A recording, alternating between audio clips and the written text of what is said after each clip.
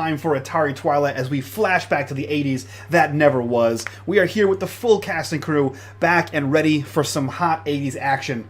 Here with me today is KW Frags. Who are you? Where can we find you on the internet? And who are you playing today? I'm KW Frags. Find me here, find me in the Discord, find me on Twitter, all same name. And I am playing Robert Ott. And he's just a kid. What can I say about Rob? If you don't know Rob, better get right, son. I thought for a second you were going to sing I'm Just a Kid from like Simple Plan for a second there, and I was not prepared for it.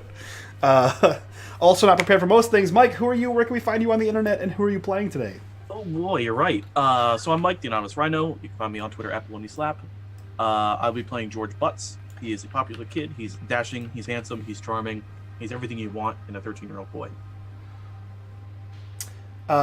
Here to express that it's absolutely nothing that she wants. Haley, who are you? Where can we find you on the internet, and who are you playing today? Hey, hello. I am the Great Haley. The Great Haley on all social medias. I am playing Sam, your favorite person of the 80s. Yes, I claimed it. No one else could be the favorite. No one else. Sure, no one's claimed it yet, so you might have it. You might have It's it. me now. Perfect. Let's jump over to Mr. Bitters. Who are you? Where can we find you on the internet? And who are you playing today? I'm Mr. Bitters. You can find me here, only here. And I'm playing Ironhide, also Jerry Baker. Perfect. Fucking perfect. And last but not least, the dad we wish we had. Greg, who are you? Where can we find you on the internet? And tell us about Atari Twilight. Absolutely, my friend. My name is Greg, Grimjack21502 on the Twitches and those Twitters. And tonight we are going to be playing a little Tales from the Loop set in the 1987 that never was in a little old town called Garrett, Maryland. And inside Garrett, Maryland, you will see these kids as they go about solving the mystery that has descended over their small group for the past several months. It started with the Predator. It's flown through some Transformers and some weird shenanigans with George's dad. But now we're back, and we're starting into this episode called The Six-Fingered Man. Sure are. And before we jump into things, I'll remind you guys, this is an interactive stream. Check that donation section down below for all the things you can donate for. Coming soon, we're going to have a custom Tales from the Loop of things you can donate for. But we are also a sponsored show. We are currently sponsored by the Dice of Rolling, a complete set of polyhedral dice featuring optimized quantities and colors for 5th edition. Check those guys out. They are awesome. Use coupon code UMG, get $1 off, and kick back some cash over to the show. Also, today I officially launched the unMadeGaming Patreon. We're crushing it. We're already like 15 patrons. So go over there, check that out. At least go over there and click that follow button so you can be apprised of all the sweet posts that I post over there. And with that, Greg, take us into the 80s. I was responding to somebody in chat. Well, I've done so. And we are now ready to go into the 80s. So as we always do here, I will give everybody a chance. I just tweeted out an update to today's Spotify playlist. And so as everything in the 1980s was amazing, you should be able to sensorially accept everything that's going on in today's Tales from the Loop Atari Twilight by adding in the music from said decade. So as you get a chance to go, find me, Grimjack21502 on the Twitters, and find my last post updating the Spotify playlist. Go ahead. I'll give you a moment. And as we do so, I should let the kids know for the first time that tonight's episode takes place on Friday, October 9th, 1987. You are currently in Starlight Skating Rink, a place that we have seen briefly before by one George Butts, who was investigating at the time. But now they are here for a much more important reason, a reason that in the 80s was something to sacrifice a Friday night for, not because you wanted to, but because you had to. Because most times parents always brought kids in middle school to a birthday party. And so you are at the Starlight Skating Rink for a birthday party of one of your classmates, a girl by the name of Patricia Patty Connors. She is not an overly popular girl. And so the argument that was made by your parents that care, or perhaps by those of you that are left to your own devices, that A, there's free food and drink going to be there, and B, with the compassionate aid of perhaps a devoted parent, you should be there in case no one else shows up. And so as you are all there, and as you have rented your skates and you have gotten into the feel of what it is to be at a skate party for a birthday in 1987, and now, since everyone should have the Spotify playlist up, I would like to direct you over to said playlist, where if you would go down to the group and the artist known as ABC and cue up When Smokey Sings. And so, as those wonderful tones begin to assault your eardrums, I'm going to take our kids into what it means to be in the Starlight skating rink in 1987.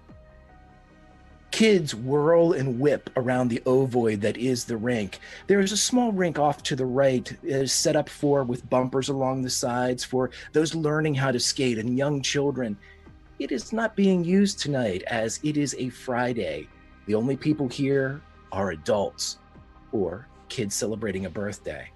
And as you look out onto the field and the rink, it has a mixture of a 70s disco, perhaps a one of the last bastions that was brought over from that bygone decade. It's dark. There are strobe lights, disco balls that are spinning lights all over the padded walls. There's an arcade off to the side. There is a cafeteria that sells pizza and large Pepsis by the cartload. And as you all walk in and get tickets, because you are here free of charge, as it is a birthday party, you have tickets received for a free drink and a free slice of pizza and a coin to be able to take over and exchange for a free rental of roller skates.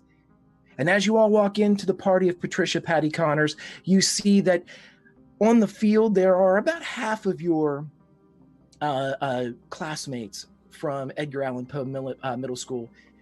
And also the tallest member out there is Patty's father, never married to her mother.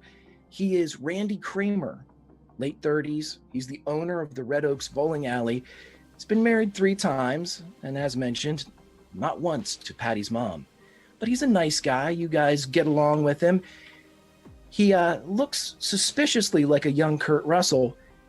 He's also a pool shark and has the infamous notoriety of being the only person ever banned from Bob's Billiards. Everybody, welcome back to the 80s. You have walked into the Starlight skating rink.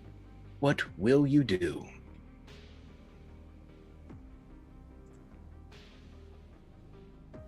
So, Mike, you're muted, by the way. I wasn't saying anything important. It's fine. Yeah, that's fine. Okay, I will. What's the lady scene like? This is George's first objective here. Yeah, you know what? Really, there's a whole bunch of people from your grade there, but also, as I'm sure George would probably target, there are some freshmen in high school that are there as well. As the Starlight skating rink still holds on to, that coupled along with the Maplehurst Mall, are the still places that it's okay to be seen. And with the music that's playing that's relatively current, at least the freshmen and sophomores are there. So George, it might not be a target-rich environment, but there's plenty of girls here. It's, that's good. George feels good. He feels at home. Now, the question is, do we all arrive together? I think we need to discuss that real quick. Here's the question that I would ask all of you guys, and this is predominantly for George and Sam. George and Sam, are you comfortable arriving anywhere with the other guys? I don't think we are. I would say not yet. Yeah, I was gonna say. Yeah, we're not ready for that level of commitment with these guys yet. That's a big step. This is a really big step. Yeah. Then would you be relying on Veronica to again drive you here, or would you be riding your bikes to the Starlight skating rink? Ooh. Yeah, I don't know. It's Probably would have relied on Veronica to get there, but knowing her, she'd be late to get us back. Okay, so with that being said, what has happened is because of the events of prior episodes, Veronica is deliberately late in bringing you to the Starlight skating rink. She only does so when absolutely forced to by Sam's Who do you live with, Sam? You live with your Mom. mom, right? And then your dad has a girlfriend, correct? That you, Right. right. So as soon as your mom would kind of force Veronica into doing this, is only when she would actually act. And as each person enters, I will give you a background about what's been happening with your character since our last episode. And so since Sam and George will be coming in a little bit later, let's skip over to the trailer park kids, per se, with the exception of Rob. And guys, there is free pizza, free drinks, free skating. That's probably why you're here, but it might not be. If it's not, let me know. Who is the birthday girl again? Patricia? It's a girl named Patricia, but everybody calls her Patty. Okay. Patty Connors. You guys would all like her enough. She's not popular at all, and she's friendly, which either is damning, perhaps, in the eyes of someone like Jerry, or with as far as Ben would be concerned, it's endearing. So however it would drop along the spectrum to Rob and Mitch or Jerry, I'm not putting words in Jerry's mouth, but yeah, she's a nice person, and she definitely wouldn't be someone you would avoid going to their birthday party. Okay, cool. So I think we're like, I would assume we took our bikes. Like, we seem to take our bikes everywhere, right? And we don't really have anyone that drives us around. But we'll be outside in the parking lot, like, okay, so if we all go up and like get a piece of pizza, and then we do like a couple laps, and then send one of us up to get slices for all your friends, and then a few more laps, and then another one goes up and gets slices, we could just get free pizza all night. That's a pretty big deal. You guys down for free pizza, like all night long? All night long. Sorry. As soon as you start to, did Mitch actually start doing that? Yeah. Because as soon as he would start doing like a little bit of the cool, you would see that Ben would just be like, that sounds great, man. And he's like dancing around a little bit just to your one beat line. Guys, free pizza. Yeah, Okay. I mean, obviously. Okay, cool. Rob, you good?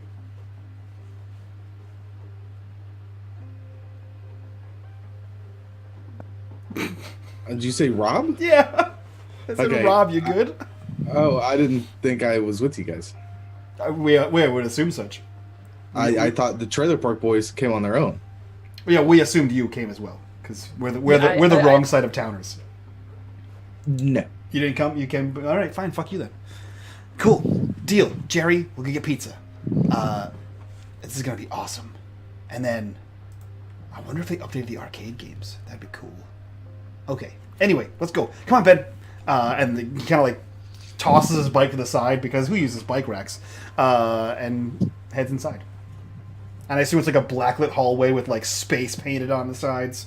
That's how they all were. Absolutely. It's a cinder block building that as soon as you walk in, it immediately is painted black and like deep purple. Mm-hmm. Waves that you would usually see reserved for the side of like one of those vans with the star window in the back. And it's, perfectly airbrushed as you walk in as Starlight. L-I-T-E, of course, because it's the 80s. Yeah. And as you walk in and you are given your tickets for your drinks and your food and your buttons and discs for your free rental, you guys open up, and as you open up and walk in, let's go ahead and cue up the Hooters, and we danced. So as the group first enters in, you hear the Hooters playing as you see many of your classmates circling around in a clockwise formation as the aforementioned disco balls blare and cast light around all of your peers and slightly older. And is there like an oval in the center where all the tables are? And the DJ booth's up there? No, the DJ booth is actually reserved and off to the side, because in this particular rink, the center is reserved for special skates. Oh. So they will call out special skates throughout the night. That could be couple skates. It could be all guy skates, all girl skates. It could be trains. Back in the 80s, there wasn't, these things were much more innocent terms than they are today. So we... Perfect. Great. Yeah, so I think Mitch heads right over to the desk where you pick up your roller skates, which I assume has like coin-op lockers where you put your coin in, throw your shoes in, get your coin back later. And he walks over and he's a size 7. He gives the ticket over. As soon as the ticket is taken, the attendant reaches over. An older gentleman, in probably his late 50s, pulls down a pair of, they almost look like rawhide, like just a brown skate with the orange wheels on them.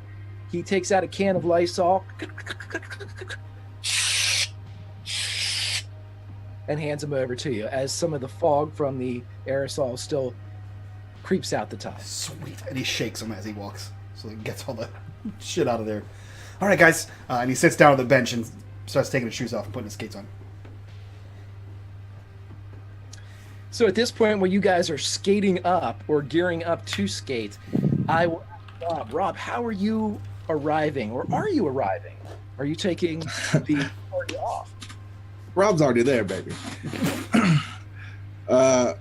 When they come in, as they're getting their skates, Rob's already, he's 2 laps deep, kind of half wobbly, but kind of getting the groove of it, stutter stepping a little bit.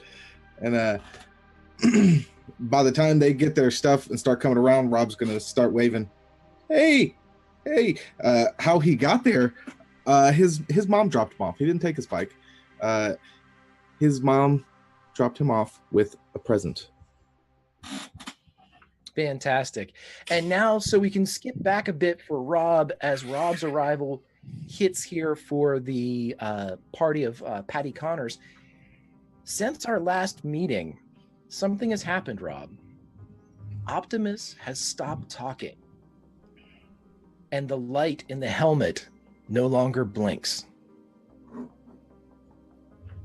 Yeah, that's Rob's luck. Okay. And I would assume that you've probably done everything that you could conceivably do other than breaking the helmet to try to reactivate this. Anything that you would have done from our last meeting until this one has failed.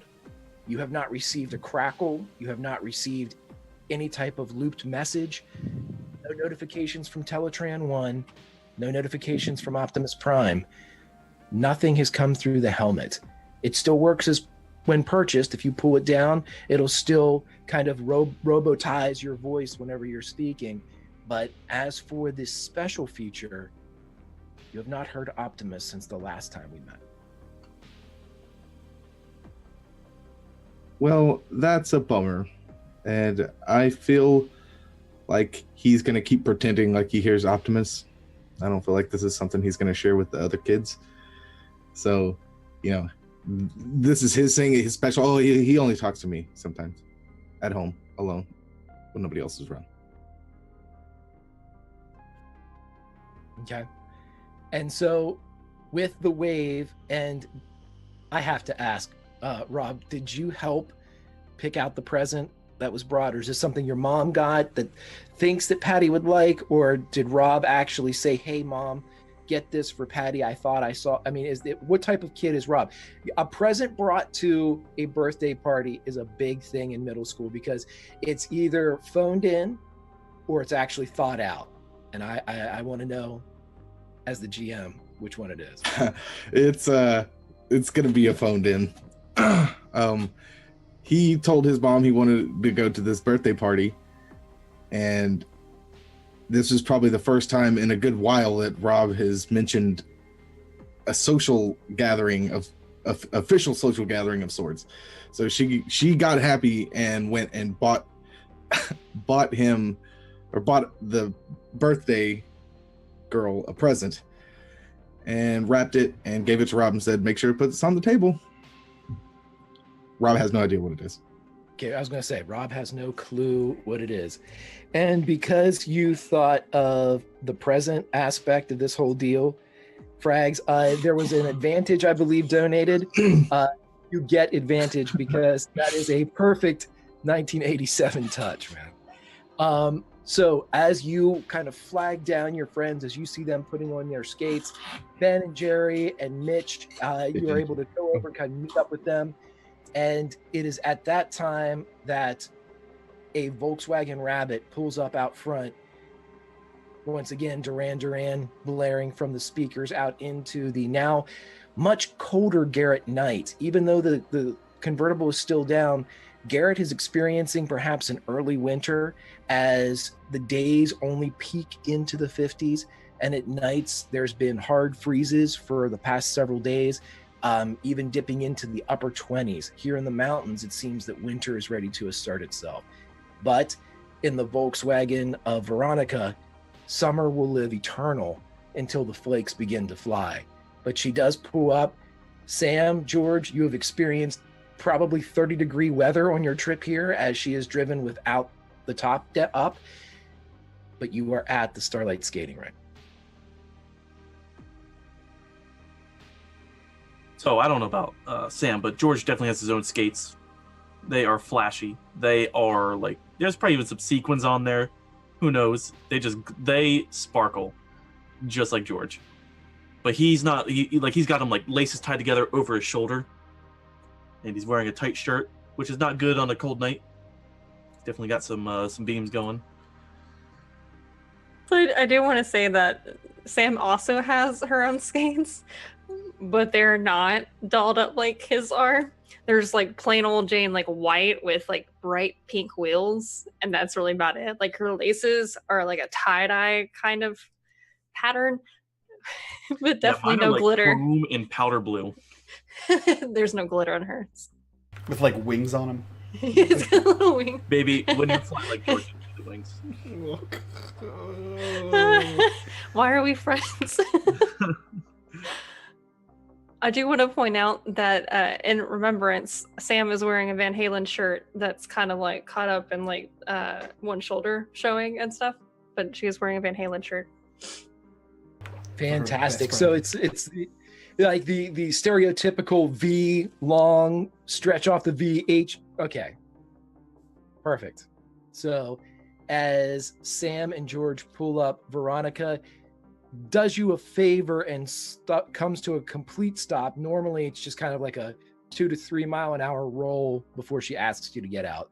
She comes to a complete stop, doesn't say a word, but just turns up the radio and continues to do so until you begin to get out of the car. Yeah, I don't say anything to her this time. Just away from her. Well, George You're still quickly- generous and he says thank you. It's bleeded out by the sounds of Simon Le Bon screaming into the Garrett night. If she recognizes or thanks your appreciation, she does not. It doesn't register. But as soon as you are both out, there is the ever-present squeal of wheel as Veronica throws her rabbit into gear and leave the Starlight skating parking lot. You all are able to walk in, and we'll say that you do get checked in as they pass you your stuff and you walk through the aforementioned dark purple and black hallways. And as you open up and swing and see your peers dancing and skating and older people having fun, you also see the group that you've come to spend at least some time with, as Mitch, Ben, Jerry, and Rob are currently lacing up.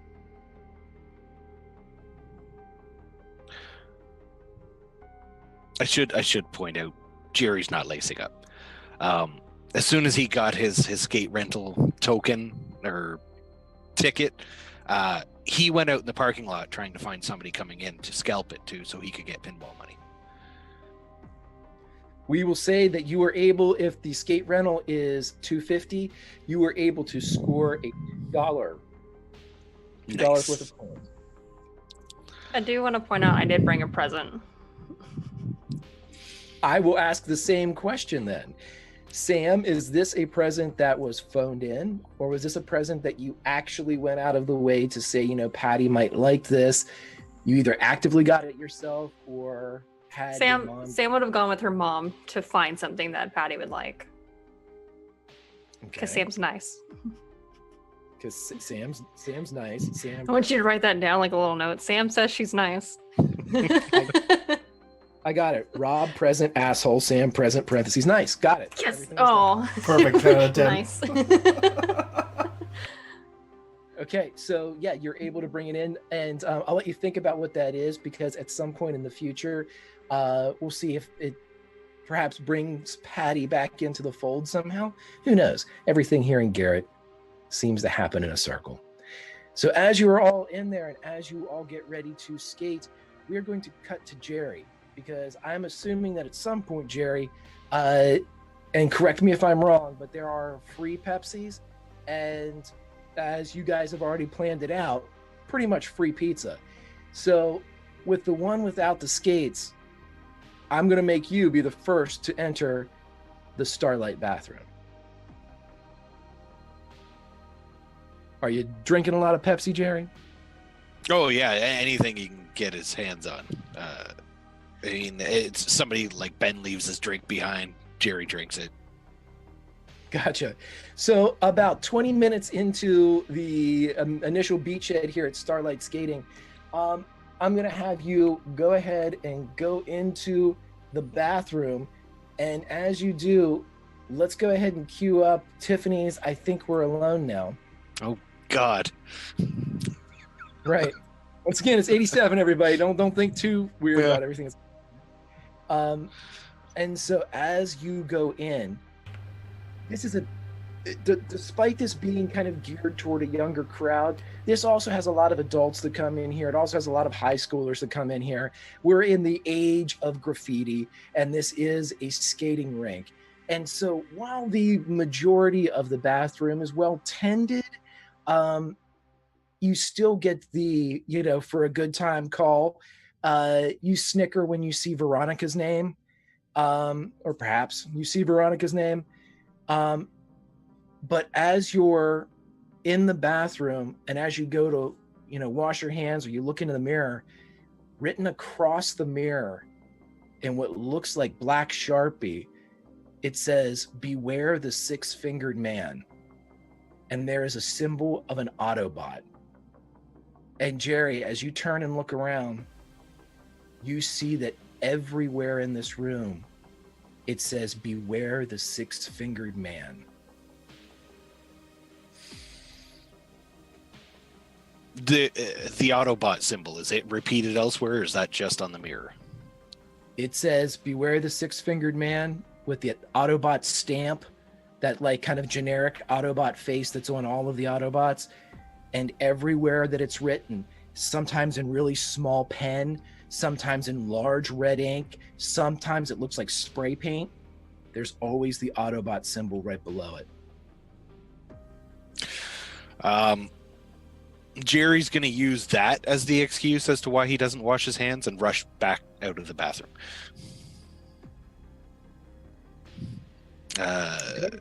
Yeah. Pretty much just go look for everybody else out on the rink. See who's close to the edge. Who's failing at skating. Well, that's time for a roll then. So if everybody is on the floor doing the skating, I need, let's go move rolls with everybody that's skating.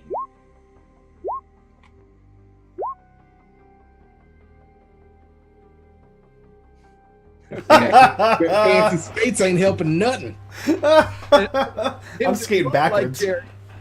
It would look like, Jerry, that your favorite person, George Butts, is like, once again, despite the fancy skates, maybe they were keyed too tight, something's not right, but he's coming around the corner and he's doing more of the step than the skate, where he's have you kind of guys going ever seen around. that 70s show with Michael Kelso in the skating dance competition? That's him, just trying to, like, he's just all over the place, windmilling and shit.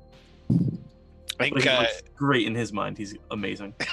as he goes by, Jerry's going to try and catch him by the collar.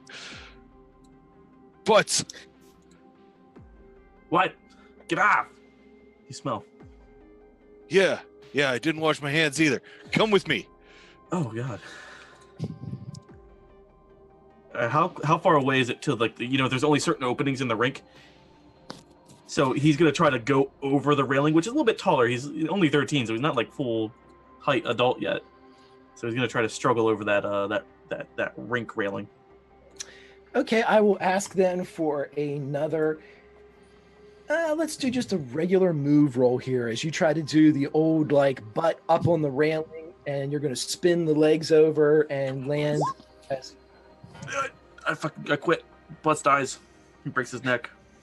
Okay, so once again, this is all part of the story. As Jerry, you're standing right there, and there's a space about 10 feet down that you can, because you're right by the bathroom. There's always a cut hole in the bathroom to be able to go there. But at the kind of waist railing, Butts has decided to kind of saddle up and swing over like a wrestler into the ring.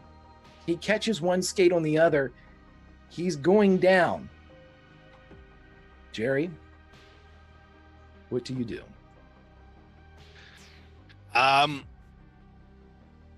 Yeah, I mean, since he actually expects something of George, he's probably going to try and catch him this time. Okay, so This the time. only thing I would need from Jerry is a move roll as well to catch your descending companion. George, just as your face gets close to the rubberized floor of the Starlight skating rink, enough to maybe not cause injury, but definitely be embarrassing, you feel the large hands of Jerry grab hold of your shoulder and arm and lift you up to your skates. You know, you could have just gone around. I knew this, Jerry. I got it. Yeah, because it seemed like you didn't. Shut up, Jerry. And he like stomps away as he thinks he's just smoothly gliding away. To the bathroom. Like, I'll meet you there. He's gonna like wave his arms at everybody else, but whether anybody notices him or not, he'll point to the bathroom and then follow George. That's just his dance moves. So Give him the signal.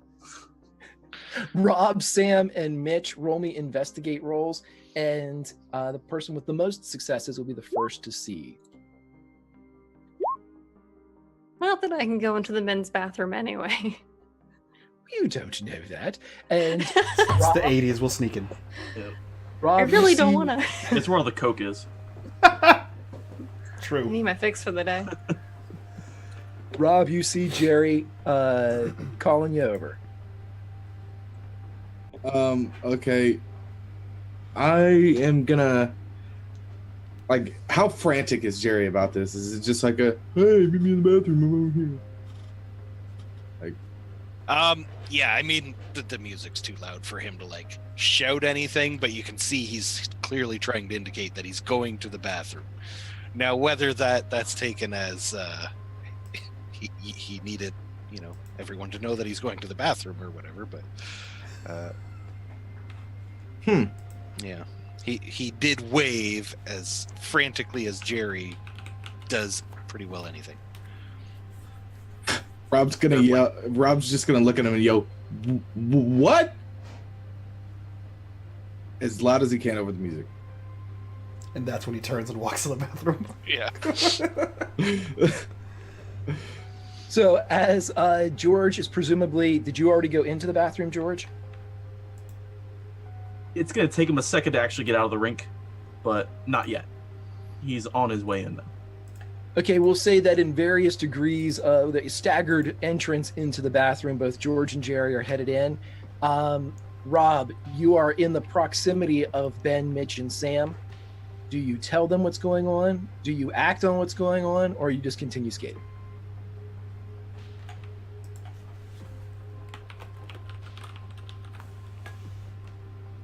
Seeing both of them go into the bathroom has piqued my interest.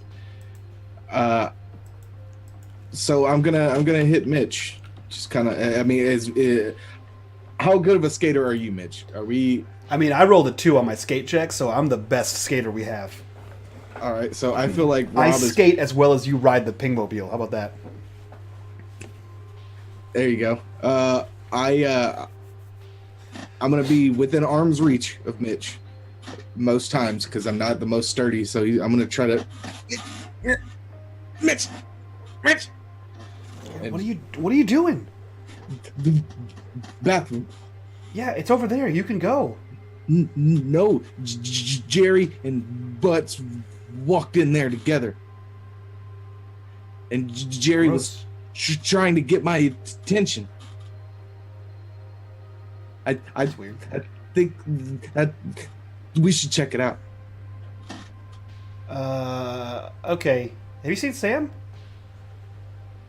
Well, they went into the men's. Yeah, but there's a good chance that Jerry's gonna kick Butts' ass. Why else would you bring him to the bathroom? Yeah. So someone's gotta carry him home. We should find Sam. Okay, you head to the bathroom. I'll skate one lap and find Sam. Okay, be fast. You got it. I'm the quickest. And Rob's gonna waddle over to the closest entrance and because he knows he's not supposed to like skate on like the carpet and tile and stuff. He's gonna like tippy toe walk on the stoppers all the way to the bathroom. And as you're tippy toeing over, for a moment, Ben tries to keep up with the flashing Mitch and realizes that he can't, and he just goes, I'll follow Rob, and he skates off. We'll say that as you're cruising around, doing like almost like getting real low, like it's motocross or something, and as you kind of go around, you see coming up Sam. And he kind of like, and then he realizes that going is his strong suit, stopping less so. So he attempts to stop and look relatively cool while doing it. Let's see how that goes. Roll me that. Yeah. Please don't Yeah, yeah. fail. You're gonna Yeah, fucking yeah. run me over. Yeah. Zero successes, Greg. Okay, so here's what we're going to say, because previously you had a success beyond what you needed. I did. to I had have. 2, yeah. Right, so you don't wipe out, you don't take Sam out, you don't make a fool of yourself here in the Starlight skating middle of the rink. But what ends up happening is, as you get there, you go to kind of do the kind of cool, like, sideways stuff, but it doesn't quite work, and you spin around and are now going backwards, which is you can skate backwards, but you are right in front of Sam as you're kind of like, doing the backward skate, and she's right in front of you. So Sam, you have Mitch right in front of you. Like we're facing each other? Yes, you're going Okay. backwards, she's going forwards. Perfect. He looks at her and he says, Sam, I think Jerry's going to kick your friend's ass, Butts' ass. Why do you think that? Because he brought him into the bathroom. Together. That is kind of weird. I know. So someone's going to have to carry him home, because I can't pull Jerry off Butts. How about you go make sure he doesn't beat him up? Wouldn't Well, that be It was easier? like a good minute or so ago, so there's already a few punches flying. So you should probably come too, just in case. I'm not going in the men's room. I don't even know just stand outside. I'll bring him out to you if he's a bloody lump. Fine. I'm not gonna bring him to the okay, cool. And then he's like, I'm gonna go one more lap. Because he can't figure out how to turn back around right now. And he is gonna do a lap around and then try to get off as nicely as possible. You're doing a lap backwards? Yep. Or you're trying to turn... Okay. Nope, he's just figured it looks cooler if he goes backwards. There's a lot of people here, and he is a loser. As you're Noted. going around, as you're going around backwards, Mitch, and you see that Patty's dad, Randy Kramer, comes up, that owns the bowling alley. He's dressed like like I said, Kurt Russell from the late 70s. He was stuck in the decade, he's still got a fly pointed collar on, unbuttoned. There's a medallion float. He sees you backwards. He's like, yeah, and he spins around, and he's going backwards too. And you notice that he's got like the lights in the wheels. Like, he's all about this skating, and he thinks that he has found somebody.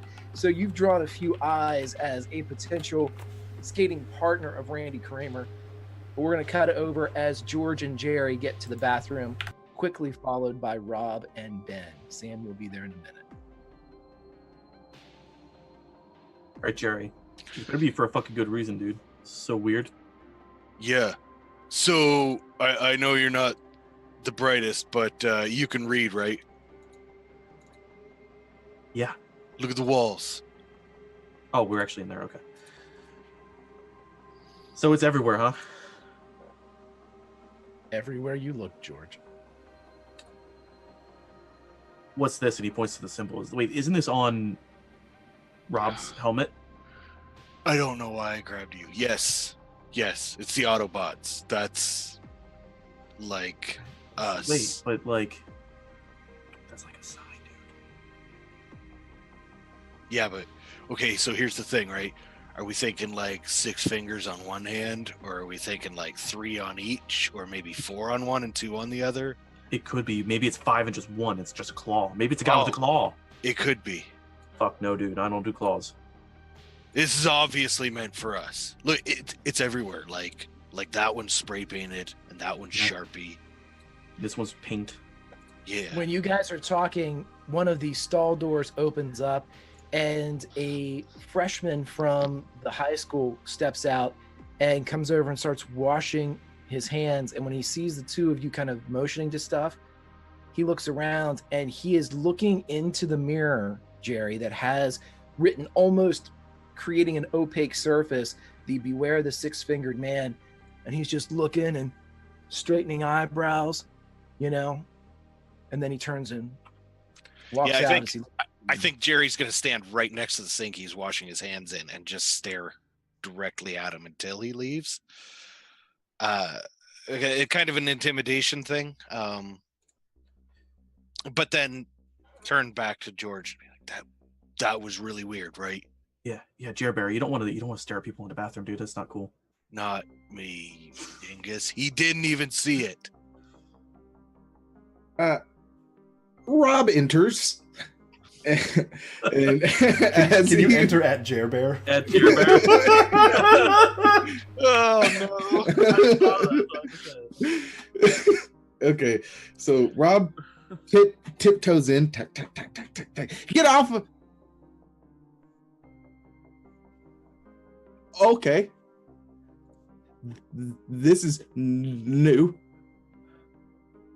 And he's just going to kind of wander and start looking at all the symbols and writing on the wall. Rob, did Optimus Prime tell you about this, or like, can you like? No, he didn't say this. Wow.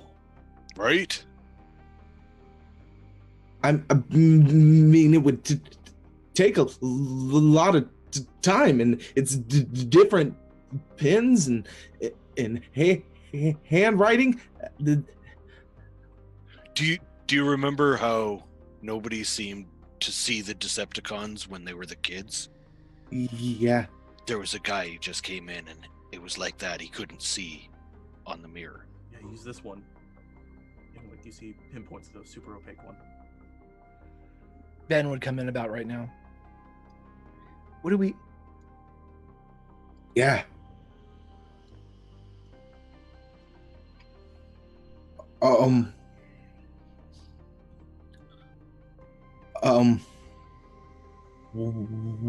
do we do?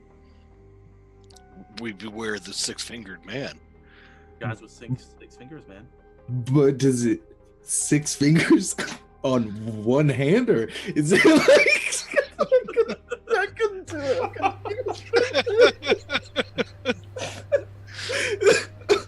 Like 2 fingers on one hand? Or he's got 5 fingers and a claw.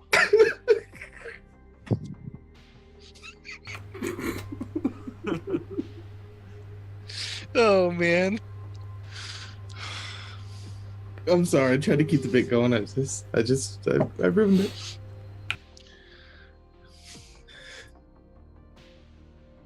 I don't know. Clearly. Yeah, outside.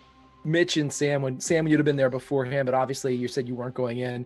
Mitch, you Should get be like turned standing around. next to like the water fountain. Just Yeah, the boys in the girls' room are just right beside each other, so it's not, you know. But Mitch, you were able to get up there as well. Did you hear him punching him? Anyone yelling or crying? I heard something about fingers. I don't know, but it didn't sound like anybody screaming. That's weird. All right. Yeah. You stay here, and I'll bring him out if I need to. Okay. And then he goes in. You would see what they've all seen. Beware the six-fingered man, written in different sizes, different penmanship, different mediums, as you see paint, ink, felt tip marker, everywhere. I assume the bathroom transitions from like the carpet floor back to tile floor, so he kind of skates around the corner. He's like, Jerry, stop beating up. Did you do this, Jerry? Yeah. I wish. I was gonna say this would take a long time. Yeah. When have you known me to stick with something? Never. Yeah. Is that an Autobot symbol? That's why I went to get you guys.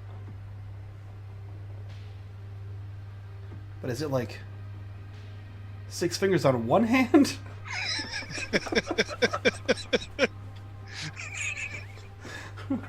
Like 3 on each? If we don't get Sam in here to make the same joke. Swear to God, guys. What is this? What does that mean?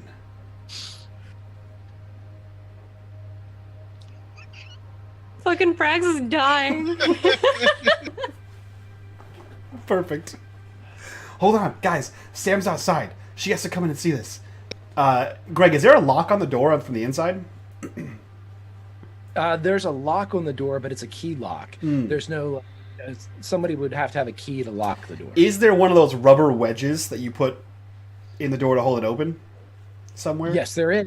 Cool. So whenever they're hosing the urine off the floor at the end of the night, they're able to open it up to dry. Perfect. Yeah, he kicks that around with the skate, with the rubber stopper on the skate, and he moves back over to the door, and he opens it, and he's like, Sam, there's no one in here. You gotta come in here. It's not something weird. I mean, it's super weird, but like it's not like weird. Again, not going in there. You have to come in. It's something important. I don't know why, but I think you need to see this. Yeah, She looks ar- And he like sticks his head. He's like, it's Decepticon related. She looks around. Is there anybody that could see her go into the men's restroom? Roll and investigate. Where is that? One success. You don't see anyone looking at you. She's gonna sigh and kind of like slide in there as like sneakily as she can to not be noticed. And as soon as she's in, the door will close, and then he kicks the stopper in underneath it so that no one can come in and see a girl in the boys' room. He says, okay. It's super weird. And like he points around the corner. What the hell? Jerry, do you color on the walls? That's what I said. Why does everybody always think it's me? Because it's almost always you. It seems like a thing you would do. That's... Listen, it could have been Butts. It wasn't me. Do I look like somebody who knows a six-fingered man? Yeah. Yeah. I know what part of town you're in. Yeah. Hey. I don't know a six-figure man either. What do you think it means by six-fingered man? Like, 6 fingers on one hand?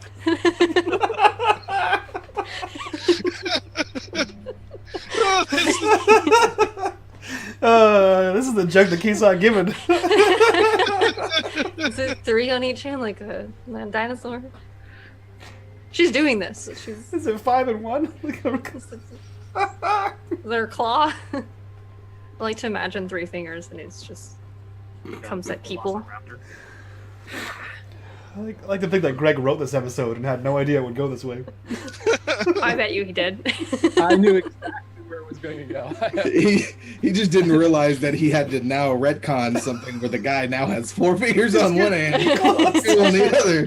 He's like, I was just gonna make this a normal 6-finger man, but now he's got to be weird. Thanks. Always adapt. Okay. Yeah, but like, what does that mean? Like, for real. And why is the Autobot symbol? Clearly, it's for us in some way, I guess. Yeah, Wait, and that guy that walked out, did he see anything? you didn't see it at all, dude. Nothing.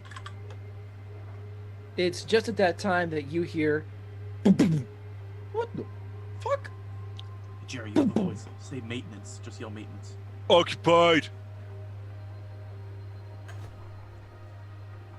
There's like 10 urinals in there. Yeah. I shit everywhere. As weird as this sounds, roll a charm for me.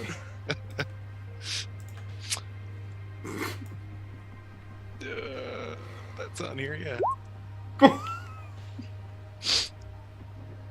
I don't smell anything. I eat pretty good food. Sam, you have to hide. Seriously, you're gonna want to give me like 20 minutes. You know, nope. And the door starts to Sam, you have to slide. hide. Sam! And like Mitch shoves her towards one of the stalls. Oh, man. In skates. In skates, she like slides into like the stall, like catching herself on the wall. I guess if you'll let me just catch myself and not fall in a urinal. Oh yeah. You're not out of fucking control or anything. Yeah. I don't know, Mitch. Mitch might push me super hard. I just fall over. Who I'm knows? not a superhero, that's Jerry. No, God. but you're an asshole. What? Fair. Okay, so yeah, you were able to slide into one of the bathrooms, and as you go and close the door, it doesn't have a lock. It has one of those kind of catch slides. It's not really on there, but enough to close the door. Two guys walk in. What the hell are you guys doing in here? Nothing. What's Why it are to you- you? He looks down at Jerry. What are you doing? Who are these popular kids? Are these older kids or something? These are older kids. You're not real sure of their popularity, as they probably are like freshmen, perhaps even like sophomores. Okay. They just look at you guys weirdly and go over to the urinal. I think at this point we all kind of just stand there quietly waiting for them. Thank- Awkward as Thank hell. you not for like not leaving. I really Just, like, appreciate looking into the that. mirror, trying to like fix his hair, trying not to be like he's part of this group. With the silence and the obvious silence that was brought about by the entrance, it takes a good 30 to 45 seconds before there is any stream activation, or at least the audible sound of it, as everyone here seems to be tense. And as that is going down, Sam, as you are in the stall by yourself, as you're kind of looking around, you continue to see the beware the six-fingered man, beware the six-fingered man. But as soon as you close the door and lock it, there in a heart, written in red, it says beware the six-fingered man, but instead of an Autobot symbol, there's a V and an H. What were the letters? VH. VH. Looks a lot like your shirt.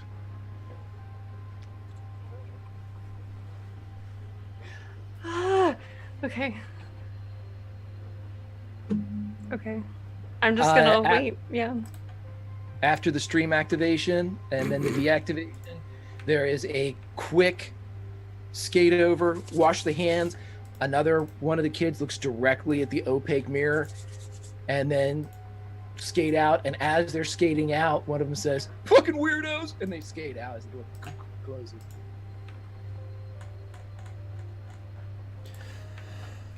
Lock the door again. Oh guys, I really gotta pee. Hold on. Sam, stay in the thing! And he skates over and puts the wedge back under the door. You hear her like hit her head against the stall door. Butts, hurry up. It takes him probably a little bit. He's still nervous. And there's a Butts girl is- in the well, bathroom. yeah, while Butts is peeing, Rob's gonna be like, well, now I gotta pee. Guys, I come hate on. all of you. I just imagine the force is a little bit powerful enough that you start scooting backwards. Say your P force is so strong it pushed That's you exactly backwards. what he said. Ben doesn't say anything, but he skates over at the farthest urinal and begins to go to the bathroom as well. Come on. call of the herd. Again, you hear her, bam, hit her head against the door. Sorry, Sam.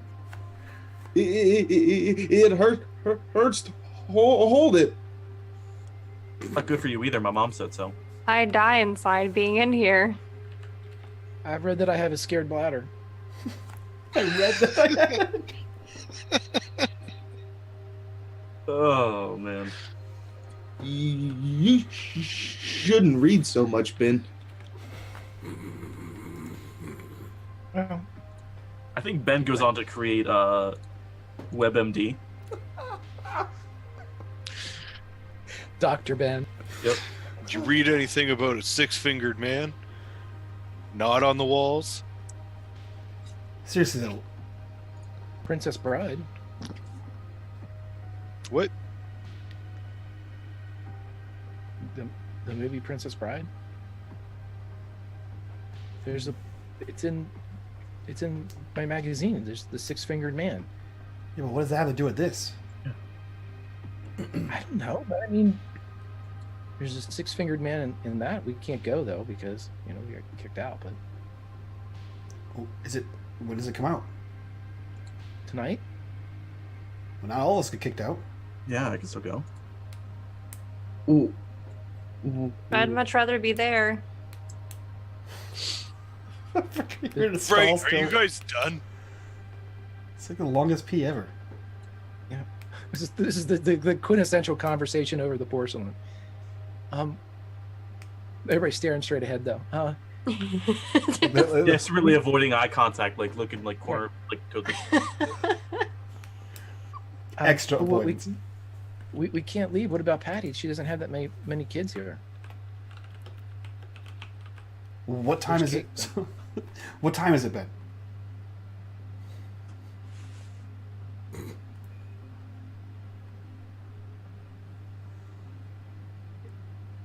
It's either 8:13 or 8:18. Okay, and the movie has to start soon. The movie's gonna start in like 30 minutes. It's usually like 6, 8:30, 10. Shit. I mean, do you think Guys, that I mean, what?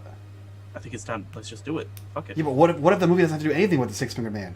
This is Beware the Six Finger Man, so maybe we don't go to the movie theater because that's where the Six Finger Man is if he's in the movie. Now listen, Mitch. Since when does somebody become a hero because they didn't go into danger? Rob, ask Remember- Optimus. Pussy. Remember when we saw Predator and then we saw the Predator? I don't think that we should go see this movie. Go. How door. dangerous can a six-fingered man be? Just a minute. Go. Jerry said that it's maintenance. Maintenance, Jerry. It's maintenance, Jerry. The door begins to slide and jump on the kind of half-inch tile as it rides back, and you see a pair of skates skate in as Shannon, the girl from the evening in question, the night of the Predator, the girl that was with the quote-unquote bullies, skates in and says, "What the?" And she looks around. Did you guys do this? She sees it. Wait, you can see this? She can see it. Zzz.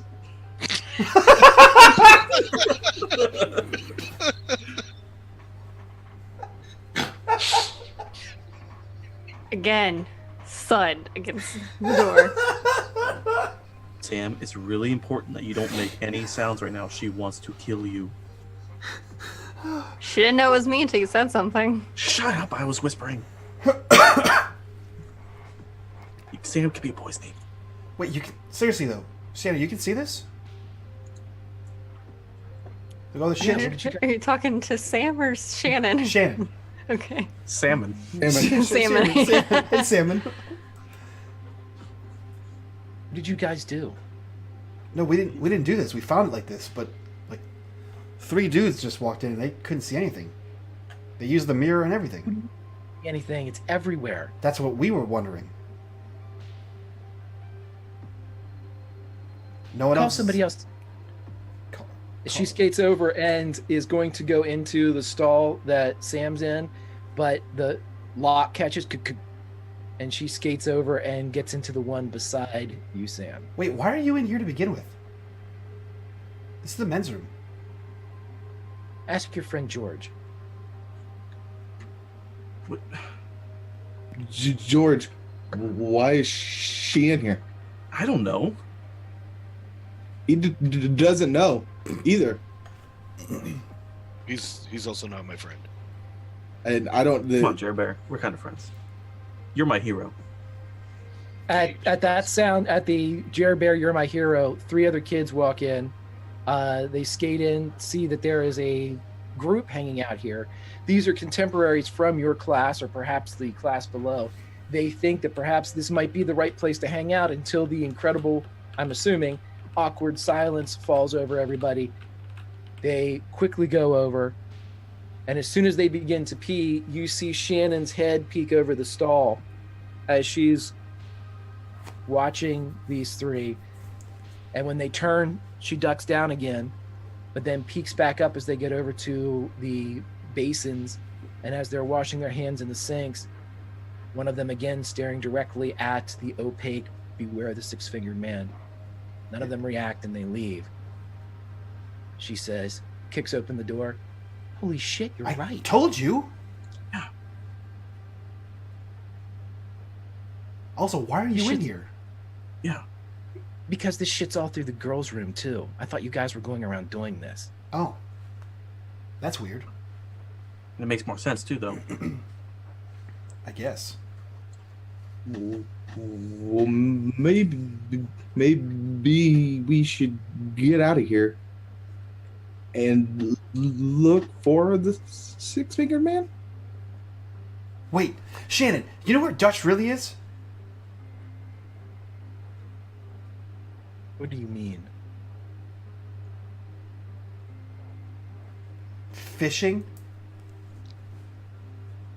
He's not fishing. I know! That's what I said! Where is he? I don't know. You were the last Damn it. assholes to see him.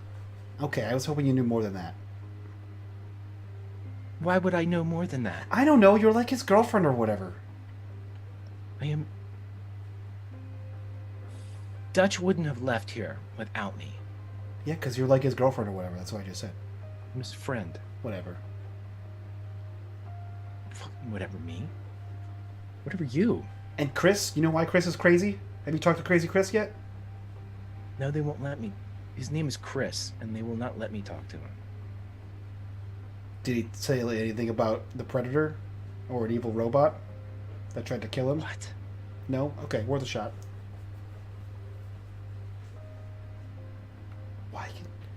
Why can she see this? And he just kind of like says to the urinal boys. Why can we see it? Say the urinal boys. Of course we can see it. We've been seeing weird stuff the whole time, like the house that no one could see, and the people that no one could see. Oh, Shannon, could you see the kids at the dance? She didn't go to the dance. She was at the dance. George saw her. She was at the dance. I saw her. Good cover, man.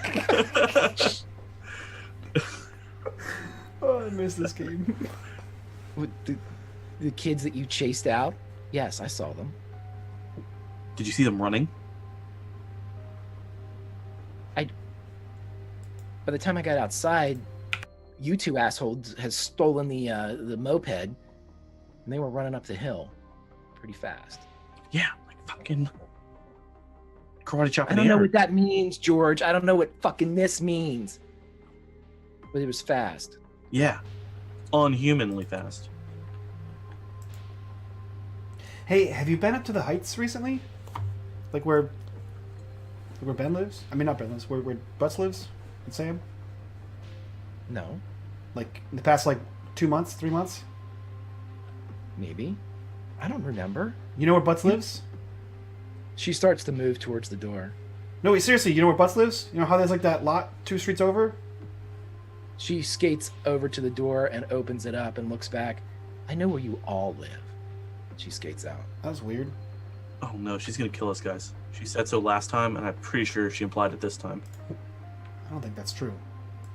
I fucking want to put it past her. And he skates over to the door and wedges the thing back under, and he's like, Sam, you can come out now. About fucking time. Sorry. Is everybody, like, everybody's up? She has her George eyes double checks covered. himself, and he zips up. Okay. Yeah, Ben looks. I was gonna say Ben checks everyone. Everything's okay, Sam. Thanks, Ben. Can we get out of the men's room now? Oh, yeah. Do you want to check the girls' room so that we can see if there's anything different? Can you see if anybody's coming so I can leave? Oh, yeah. And he kicks the stopper out and he exits first. And I look around. Is anyone paying attention? Without the need for a roll, as you go out, it seems that every group that has gone in before you all, including the 3 kids, the 2 assholes, are standing there with other friends they've brought over in a semicircle around the door. There's one of them. What are you guys doing in there, huh? You fucking. Is Is there a window in the bathroom? Of Because course I'm like not. this close to fucking climbing out. Mitch, you know George is good with talking. What are we doing in there? And he says it like extra loud. Nothing, man. George scrambles out. You probably hear some like trash can get knocked over as he's trying to skate out. Just like hanging out.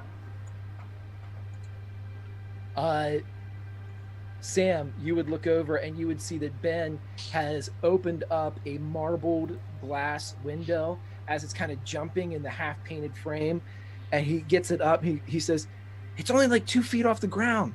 You can get out this way." Hey, so she is going to like skate over to the window, untie her shoes, but not like touch the bathroom floor with her socks. And she's gonna kind of climb out the window and have Ben hand her shoes. Or throw them out, whatever. He hands them out. And she'll put them on and come back through the front door. Yep, you're able to circumnavigate that. Anybody that wants to go out that's not George, who's already engaged, or Mitch, Jerry and Ben, you guys can also go out the window if you so desire, or face the music from your pier. Rob, you're long. You can fit through that. Yeah, Rob's gonna maneuver his way out with the hopeful help of Ben. Yeah, Ben, help anybody out that needs help to use the window, and then close it behind you all. He's going out with Mitch. Jerry's just gonna go out the door as well. Okay, so Rob and Sam, you are all able to skate away around the front or fly back in through the front. No one is the wiser, as we have George and Mitch, and then Jerry and Ben face the piers. As soon as you all start coming out, there's kind of murmuring as if something wicked has been verified. And one of the assholes says, "What are you guys doing in there, huh? Having a long meeting?" So what if we are? Yeah, long meeting about your short wiener. Roll a charm. Jer Bear with the words. Oh my- There are a few chuckles, but none to sway the pitchforks and torches of the crowd as they begin to kind of front up against the group as the rest of you are there. So, you guys are checking out wieners then, huh? Is that what you guys like, wiener patrol in there? Dude, you do realize we're kids, right? And that you're being very like you're being really weird about this. I wasn't the one hanging out in the bathroom and with a great big friend here that's checking wieners out. At least I And don't getting need 30 the seconds to facts take a wrong, pee. I might add. Yeah, well, you're a nervous pisser, so I don't think we need to take your shit. When someone's checking out my wiener, yeah. Nobody could takes see me away. it. Hey, It's a is button in a fucking molehill, dude. Nobody can see that shit. is Roll a charm for me. It's like a button on a fur coat. Yeah, that's what I meant to say, but I couldn't think of the words. No, what the fuck's up with my rolls? Oh, they're bad. is Patty in the group? Yes, Patty is in the group. As you see in the background Patty's mom bringing out, and Randy Kramer, who's the her father. They're bringing out the cake, but there's no one around, as the whole group seems to be around the bathrooms as you guys are entering, and Patty's there as well, kind of staring at you guys. I want to go over to the parents and ask, like, is it time to sing happy birthday? Yeah, honey, it is, but there's none of the kids are around and we can't find Patty. And they're looking around, and Randy's like doing like he's going like 3/4 turns and stuff as he's looking around, his perfectly feathered hair bouncing off of his shoulders. Yeah, everyone's over there. We can just call them over real quick. Oh, okay, I'll get him. And he's as he starts skating over. He gets over there pretty quick as the torches and pitchforks are out, and within a moment, the thought of cake turns accusations of nefarious bathroom behavior to that of a sugar high as the kids disperse, only to reform and begin the process of singing happy birthday to one Patty Connors. You are all alone again unless you decide to go with the group to sing to Patty.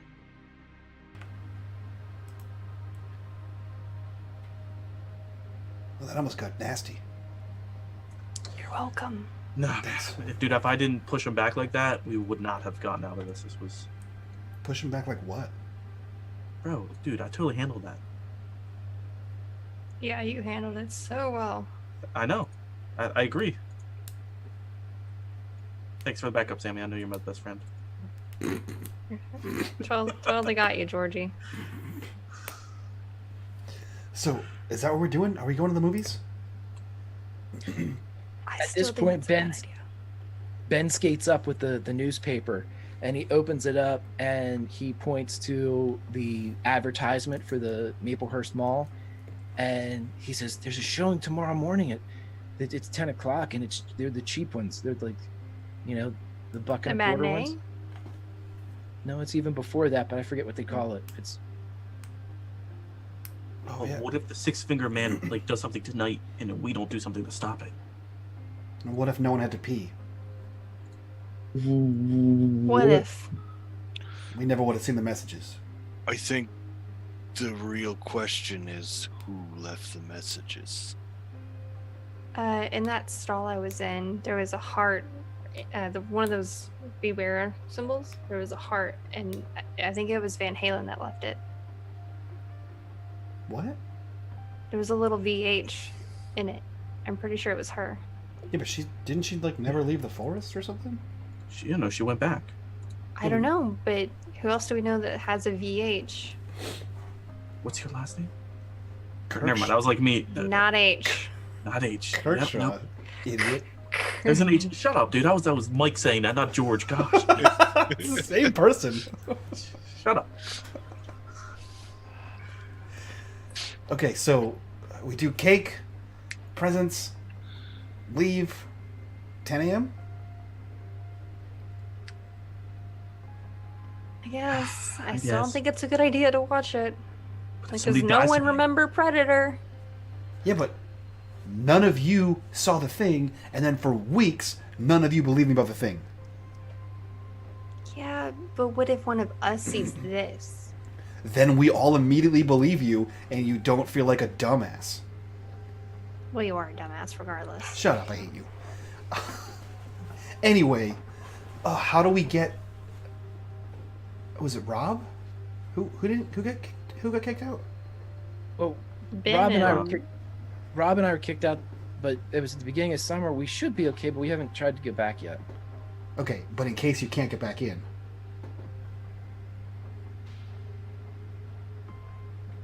We'll protect the bikes. Okay. They definitely got stolen last time, so that's not half bad. I mean, Rob gave him my name too. Yeah, but they took pictures, Yeah. so you're probably fine. You can Just Barry. use my name. Yeah, I've seen it, I'm not impressed. I'll pass. I've never been asked for my name when buying a movie ticket, guys, so I don't think it matters. Just saying. Anyway, should we just like leave now? You guys are able to experience the cake if you would like to. You can leave whenever you would like. Yeah, but that's like all those kids are over there. No, thanks to you dweebs, I feel like I'm fucking weird. You are weird. No, shut up, dude. You've always been weird. Yeah. Dude, don't even get me started, Jer Bear. You're probably the weirdest one in this group right now. I beg to differ. I am the most eclectic and cultured of you guys. The hedges on your lawn say otherwise. No, I'm sorry that you can't afford art. I'm sorry that you can't afford food at your mommy's grass. Yeah. You guys don't even understand that that's a health thing. That was by choice, not by necessity. By robot Cause choice. Because she's a robot. No, she's not.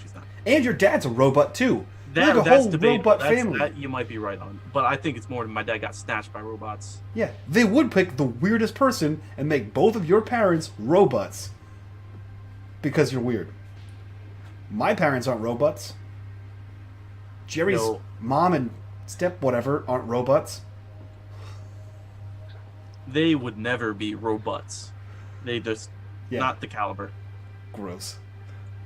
Anyway, I think I'm just gonna bail. Like, I don't want to deal with that again. And it's a Friday. They'll probably forget by Monday. I want cake. Fine. Let's go get cake. Nice. Maybe they'll have ice cream too. Probably. And just as the winds of middle school do change quickly, you are all able to walk over. You are able to get not just cake from a large sheet cake, indicating the birthday of Patty, but also one of those nice little ice cream cups with the tab pull off. So you guys have your choice of vanilla and chocolate. Everybody takes what they would like. The kids don't seem to particularly want to continue to heckle you as the sugar is consumed and skating commences. What I'm going to do now is I am going to hand wave the rest of the night as you all are able to make plans, as you seem to have already had to do, to meet up at the Maplehurst Mall for the 10 o'clock showing of The Princess Bride the following morning. Is there anything else you all would like to do before we cut to then? I want to know what my mom got her for her birthday. When it is opened up, it appears to be 3 sterling silver earring sets from Claire's. Oh, a thoughtful mom. Okay. Which it looks as if Patty likes very much. And as she sees who the tag is from, she turns bright red, glances up towards Rob, and quickly diverts her eyes back to the ground. But she seems to hold on to the earrings for the rest of the evening. And they begin to rock steady. I like that you did that with 3 claws. Greg, I'm not even sorry. I'm a little bit for that. Well, I think George go would ahead. lean in and say, dude, she totally likes you. You should go talk to her. Nah. Oh, you should, dude. Don't regret it. Just go in, be your charming self.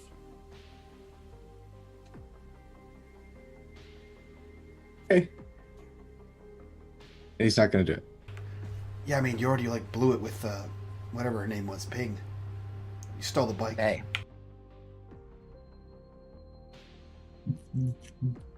There's still a chance. Yeah, no, but you don't know. So maybe it's time to get back on the Pingmobile and ask Patty, maybe she wants to go see a movie tomorrow. What if she wants to see one today? Well, then even better. Yeah, I What's just that? realized it's totally her birthday, and she's probably not gonna do that. You never no. So Does George do that?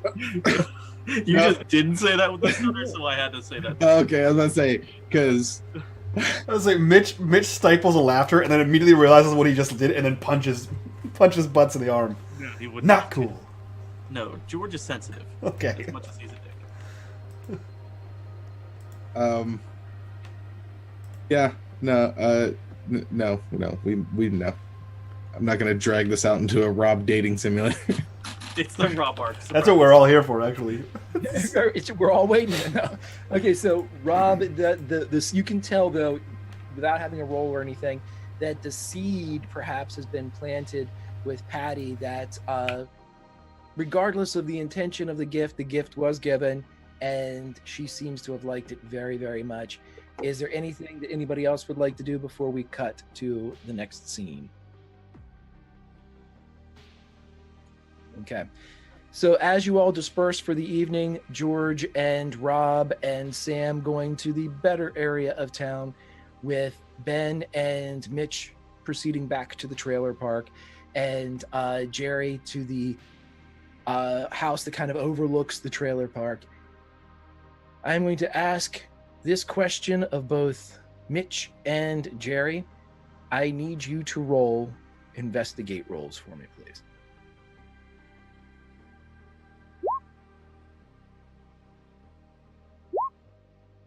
Fail. Jerry Okay. succeeds.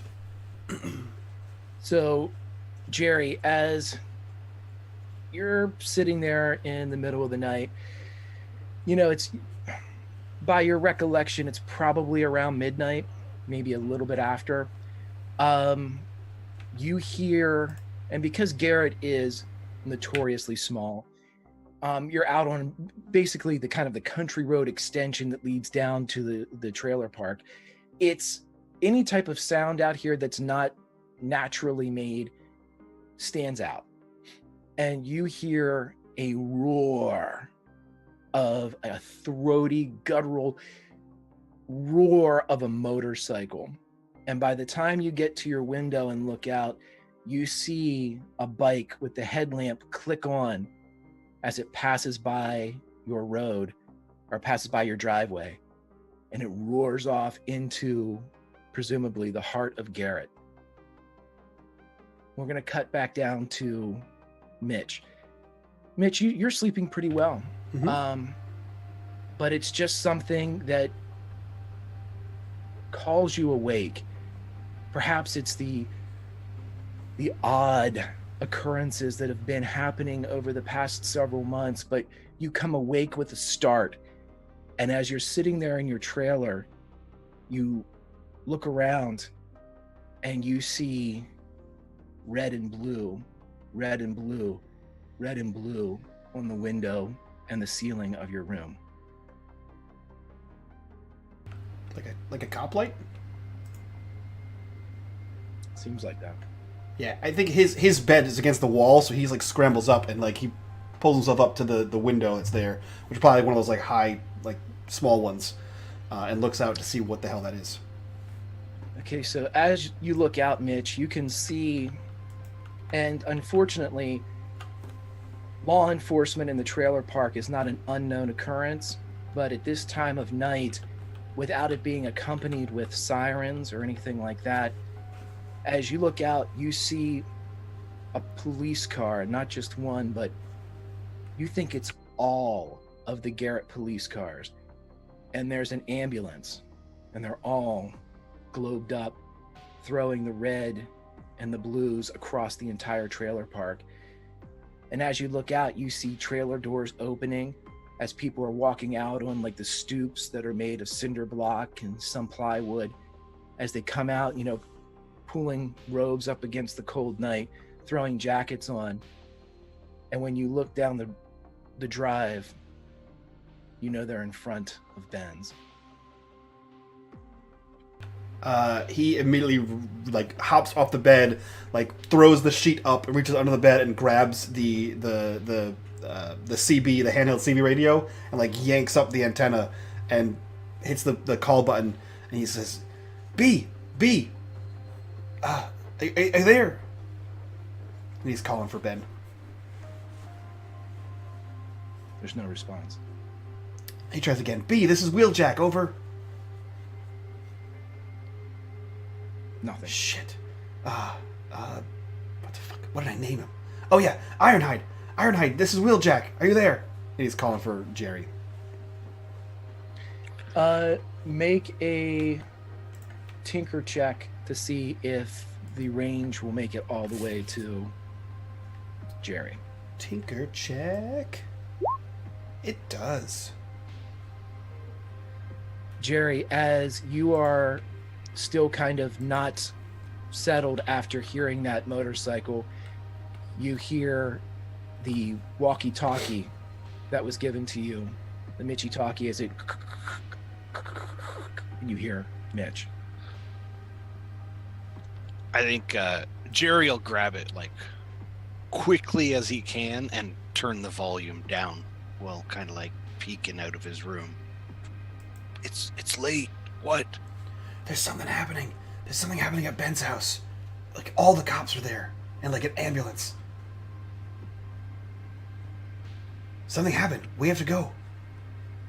Maybe it's a six-fingered man. Holy shit. Yeah, go. I'll meet you there. Okay, and he cranks the thing down, and he kind of like, he grabs his jacket and he kind of hooks it on the inside pocket, and then he sneaks out, which I can't imagine would be too hard. Nope, you're able to get out of the trailer, and you are on the gravel path as you see there is a ton of activity in front of Ben's trailer. You also see the chief of police, who seems to be standing there. He's not dressed in uniform, older 50s, kind of a bald head, blue eyes. Looks a lot like Wilford Brimley, a little bit younger, as he's got, a jacket pulled up as he's turning around trying to negotiate this scene. He himself looks pale. And for those of you who would like to listen as we do this, please click on Peter Gabriel's Don't Give Up. What do you want to do, Mitch? I have two questions. Question one being, this trailer park, is it fairly stacked full of trailers? Like, how close are they on top of each other? It's not, they're not one and then 10 feet another. It's more like one, 30, 40 feet another, 30, 40 feet another. So there's definitely space in between each one. And I know that Ben has a rocky home life. Who lives there, and would I have had to help him sneak out before? You know that Ben never asks you all. You know that his mom is single, but she has numerous boyfriends. Okay. So I would at least know that there's like, the where his bedroom is that has a window. Like, I know how to get back to that bedroom window without being seen in case, like, I got to pull him out of there. Yeah, you can try to sneak up. Yeah, I'm gonna try to sneak up, like, around a few trailers, so like outside the purview of the police. That way I can sneak up like behind the place to try to get into that open back window. Roll stealth for me. Nope. Actually, you know what? Okay, I'm gonna spend a luck on this one and roll again. Fuck. All right. Nope. Okay, so as you are kind of going over to Ben's window, which is on the side of the trailer, the older chief sees you, and he runs over and he says, no, son, no. And he kind of grabs you, but he's not being forceful. He's more hugging you than anything else. And he says, you don't want to go. You don't want to go in there, son. What do you mean I don't want to go in there? That's my friend's room. What happened? Where's Ben? You see a gurney being carried out of the front door, and there seems to be a shrouded body on the gurney. Is it roughly Ben-sized? Seems to be bigger. Who is that? Son, he kind of kneels down and you hear his knees pop. Son, I can't have you go in there. That's fine, but where's Ben? At this point, you hear, we're losing him. We got to move him. And you see a woman punch out and kick the screen door open, and she's holding Ben in her arms. You recognize this woman as Carol Pitts. She is an EMT that lives in Tradewinds and was most likely the first one on the scene. She's stark white and covered in blood that is not hers. And she is carrying the broken form of Ben McKenzie. And she is screaming, "Hurry, hurry, Jesus Christ, Jesus Christ!" As she runs down. You see that there is a plastic mask over the face of your friend. The left side of his face is severely beaten, and the inside of the clear mask is pink with fresh blood. Another EMT is rushing beside them, cradling the shattered right hand of Ben. The knuckles split, and the arm itself is a compound fracture of blood and bone.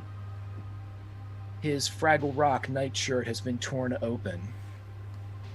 And as he's running down, you see one eye, the one that's not closed, lull your way as he begins to reach out towards you, Mitch, with his left hand.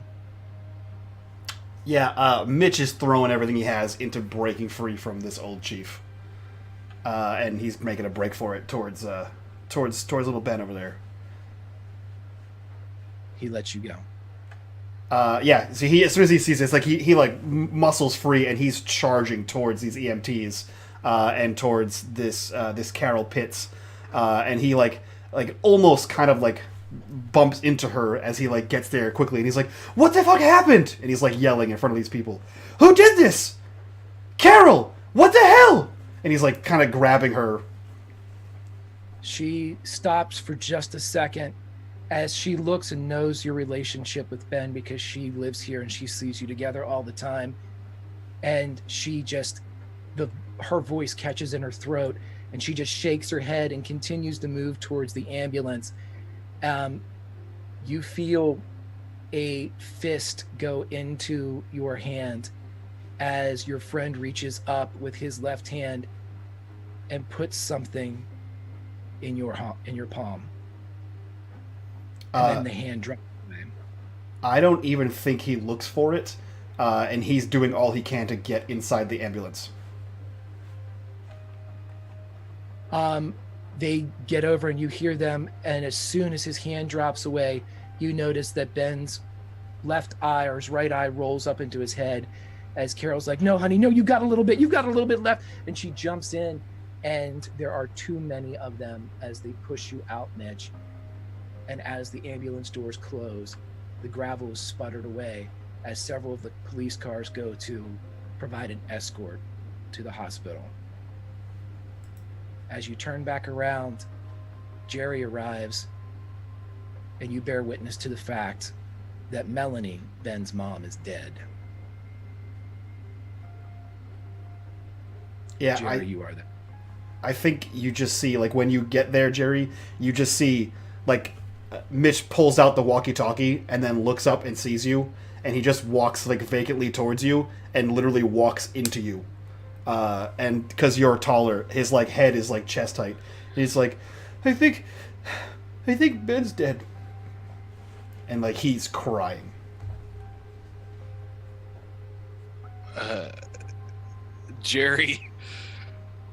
Jerry kind of like stunned, looking around for some sort of like explanation on the faces of the people that are still there.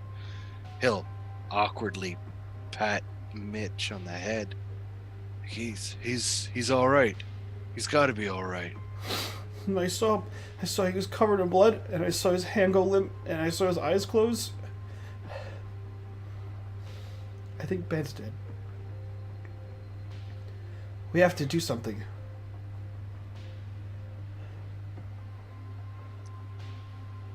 If he dies, I'm gonna kick his ass. We gotta go. We gotta go get Rob.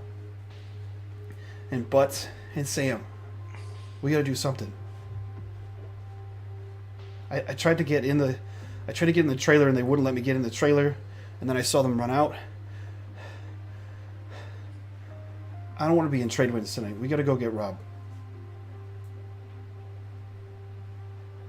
Yeah. Go get your bike.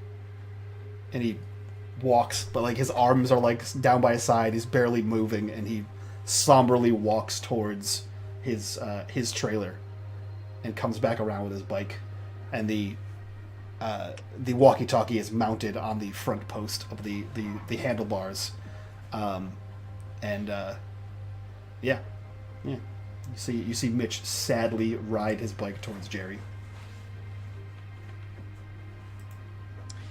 You all are able to track into the cold night of Garrett, and if you want to, you can stop at Rob's or whoever's house you would like. I will leave it up to Rob, George, and Sam whether or not you would be roused. I think we'd go to Rob's house because it's the closest one. And when they're close to the house, Mitch turns on the CB radio again and pulls out the antenna, and he begins to call. And it's like a very broken up and snot filled beatbox. It's Mitch. And he calls him a few times. Rob's gonna grab it.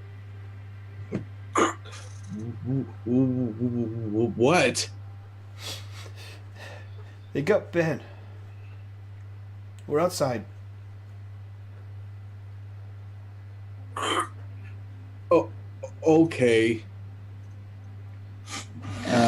Not understanding the gravity of the situation, Rob puts his pajama pants on and an old t-shirt and walks downstairs and goes to meet these guys.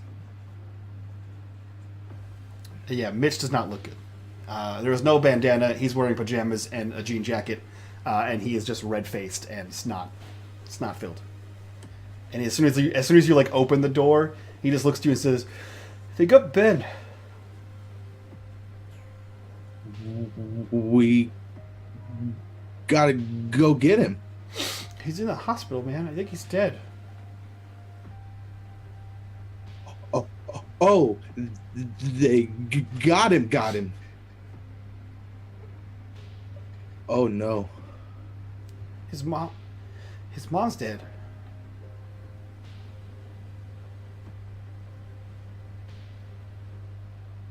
Rob's gonna take a seat. He's standing on the front porch. He's gonna take a sit. He's gonna take a seat on one of the steps.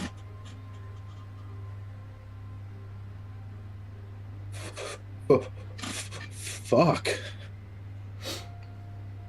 I saw him. He was all covered in blood and beat up. He had a broken arm.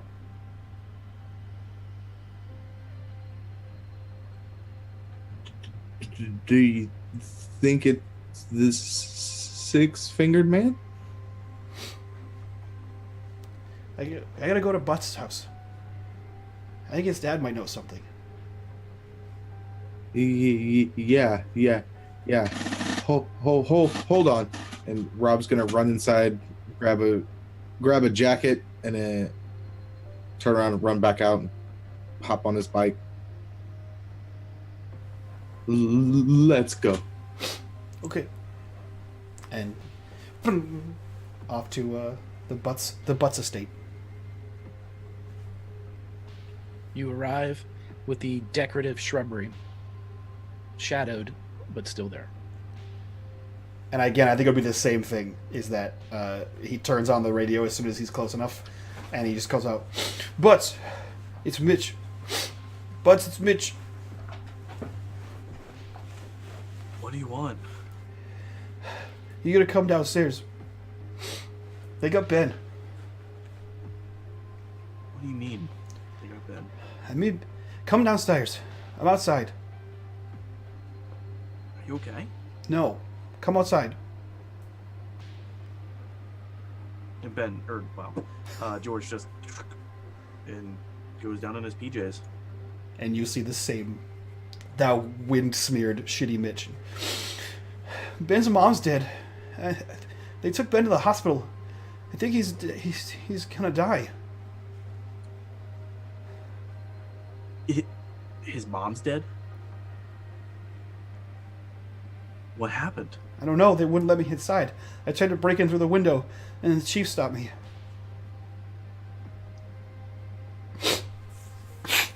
What was Ben like? Was he just unconscious, or was he not even unconscious? More than unconscious? He was covered in blood, man. He had like a broken arm. He couldn't see out of one eye. And then his arm went limp, and his eyes closed. And they shoved him in an ambulance, and I couldn't get in. I mean, there's a good chance that maybe they saved him, dude. Like, we gotta think positively on this one. But what killed his mom and him? We don't know. We'll have to figure that out. Well, we gotta figure it out soon. What if it got Ben? What if it comes for the rest of us? Is your dad home? Greg, is my dad home?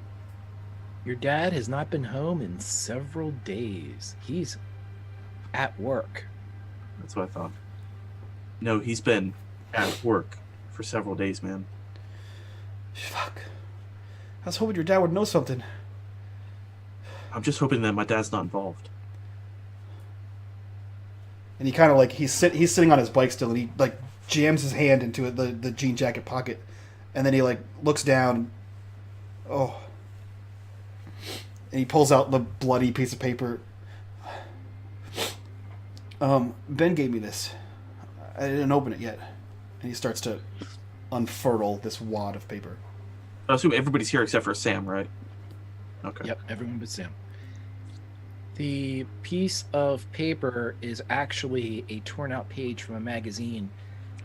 It is an advertisement for the Princess Bride, and written in marker along the top or the bottom in a hand that seems to be extremely shaky, it says, "Stop Jerry."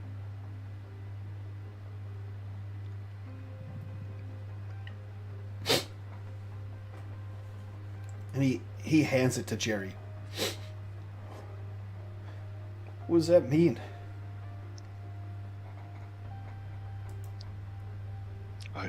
I don't know. What are you gonna do? Are you planning something? I'm gonna kill whoever did this to Ben. They sang in this thing not to let you do that.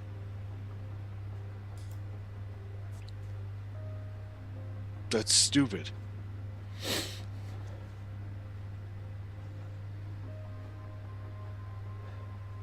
But I don't know where Sam lives. Let's I think we're in range. Let's in the Sam, it's Georgie.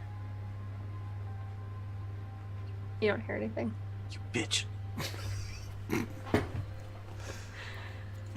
That's what he says, you bitch. Guys, let's go to her house. It's not far. Lead the way. And he goes in. He's in his PJs, like in slippers and shit. Like he's not getting in real close. Gets on the bike and He's got those button-down PJs. yeah, The matching. Yeah, exactly. Yeah. slippers. He might or may not have had a sleeping cap and took it off before he came down. Who knows? You'll never know. Yeah, and he takes him the quickest route he knows to get to Sam's house. You are quickly outside, and Haley, since we haven't had a chance to do this, what does Sam's house look like? Oh man. Or her dad's like a lawyer or some shit and makes those big monies. You know, this is the nice house that they'll have until the divorce goes through. But it's like one of those 2-story houses. It's very like, it looks upper class. And you actually see Sam out on the front porch, and you can kind of hear her mom shouting from like in the house because she's on the phone like with her dad about stupid shit he's done. So she's just kind of in a blanket, on the porch, just kind of staring off.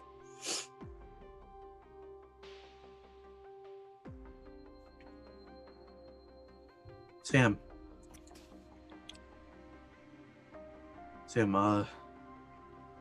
it's bad news about Ben. What happened to Ben? We don't know, but his mom is dead, and he was taken away in an ambulance, bloody. You don't think it was the six-fingered man? It could have been. We don't know. And he But holds left out. us- He holds out the paper. He left us this note, and let's give you the paper. Jerry, have you been planning something with Ben? No.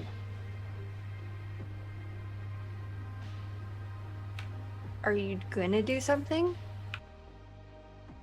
I don't know. I don't know. I don't know what I'm doing right now. How many fingers do you have, Jerry? Do you have 6 on one hand? As far as I know, I've got 10. Answer the question, Jerry. Okay. Do you have 6 fingers on one hand and 4 on the other? Do you have 3 on each hand? Yeah. Are you secretly a raptor? It's not funny anymore, you guys. I'm trying to line the mood, okay? I don't want to cry. Do you know what? They took him to the hospital, right? Can't we go try to see him? You're muted. I guess so. He looked pretty bad. I think we should give it a little bit of time. What time is it? Greg, what Ben time is would it? know. Oh, I'm sorry. I thought of that afterwards. It's like 12:45, 1 in the morning. Or is it 12:43 or 12:48? Ouch. Yes. 12:43. Okay. Oh. I'm sadder. I mean, it's up to you guys. We could go there now. I don't think they're going to accept kids at this late at night. Did y'all look in his house? I couldn't get in. I tried to break in through the window, and the cop stopped me. Are they still there? Probably not now, but probably not now. Because we could maybe look for clues. We go look for clues. Or guys, do we want to Great. have a sleepover at my? You guys could stay the night at my house, and we can go in the morning. It's up to you.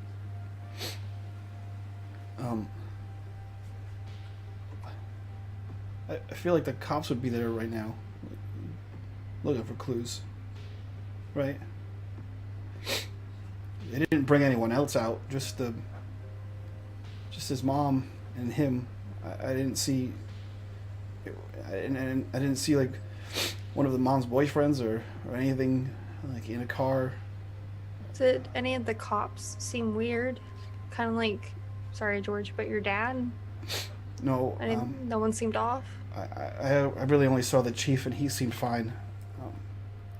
He just seemed concerned. And Carol was there, and she was fine too. I didn't really look around a whole lot once I saw Ben. I think we should definitely go see him tomorrow in the morning. So what do we do right now? I think the cops are going to be all over that place. I don't know if we're going to be able to do anything tonight. I guess sleep and just meet up in the morning.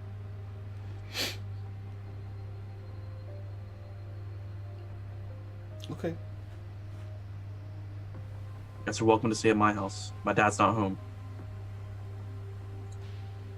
No, I'm gonna go. I'm gonna go to the junkyard.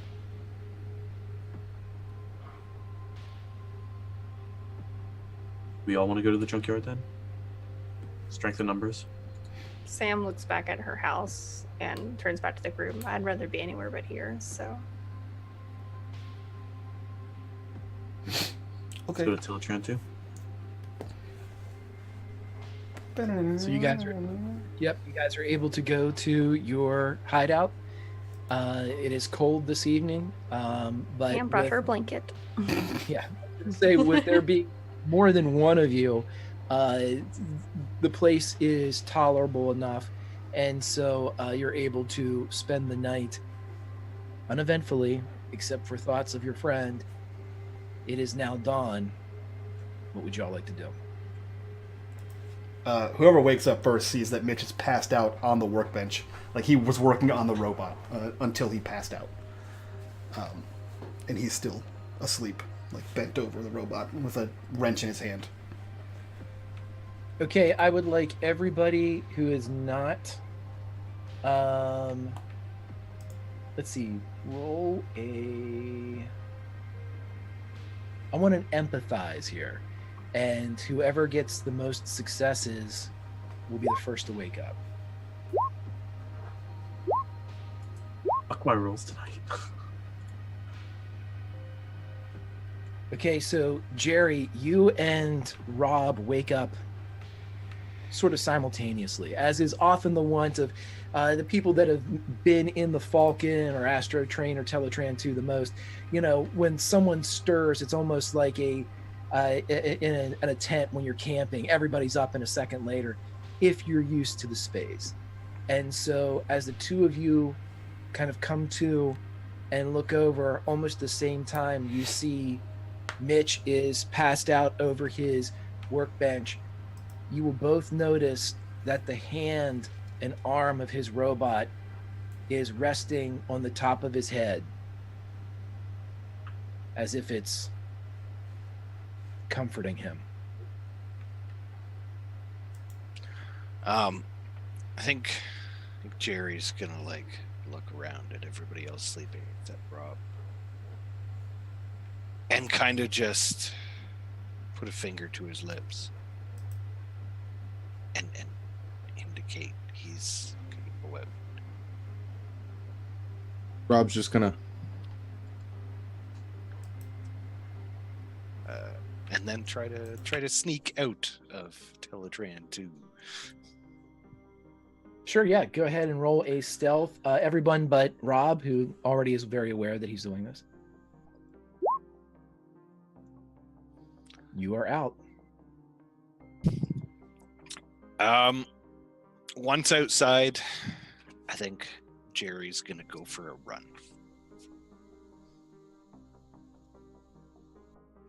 Okay. Any destination in particular, or just anywhere? Back to the trailer park, but mostly to get a run and clear his head. Okay. You arrive there at dawn. There isn't police tape, but there is police line up all around the perimeter of Ben's trailer. There does not seem to be any police presence, though. Having had the time to clear his head a little, Jerry's ready to face whatever's inside. He's gonna try and sneak in through Ben's window. Sure, roll me another sneak, as this is an attempt to breach this area that everyone is very aware of right now. I think it's time to use a luck point. No, it just wasn't meant to be. So it's not nimble, but you're inside, and as you get inside Ben's trailer, you see the following. You enter in through Ben's window, but you realize that with the exception of Mitch, maybe, no one's ever been this far into Ben's trailer for at least 3 years. There is a mattress with no sheets on the floor. There is a beach towel that seems to have been used as a blanket. There is a cardboard box full of clothes, mostly too small. No toys. There are a few stacked comic books and movie magazines. One of them is open. It seems that there's been something recently torn from it. Another cardboard box is filled with tapes and batteries. And his tape player is on the floor.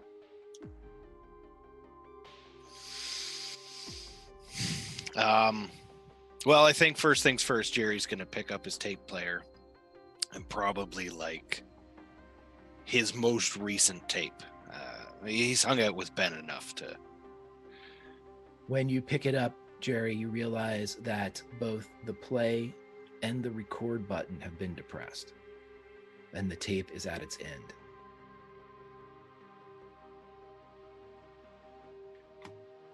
Oh.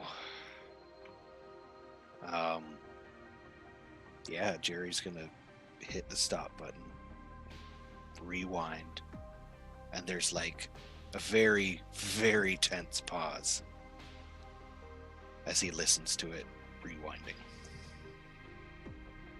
Okay. And as you start playing that, let's go ahead and cue up the song that starts, and that is No Easy Way Out by Robert Tepper, as that begins playing but is quickly broken into by the of a tape being depressed, and you hear your friend Ben whispering, gotta speak in code. Jerry, you gotta stop. Don't do it, Jerry. The Decepticons are listening. They're stopping regular communication. I think they tried to warn me, but they were too late. It's the six-fingered man. I can't tell you who it is. They'll know. It has to be in code. So, you guys, my favorite person on the boat in Jaws wasn't Quint. It wasn't Hooper. It was the other one. It was the other one. And then you hear a grab as the tape player hits the ground, and you hear your friend screaming, "No, no!" Jerry's gonna hit stop like real fast. Spend a long minute there before he tucks that tape player just like inside his jacket and heads right back out the window, back to his friend. Jerry, when you climb back out the window, you look across the trailer park and you see an older resident look over and see you and cock his head a bit, and then he goes back in and closes his trailer door. Well, that'll come back to haunt me. Yeah, Jerry won't hesitate. He'll run back to the Astro train. By the time Jerry gets back, everybody's awake.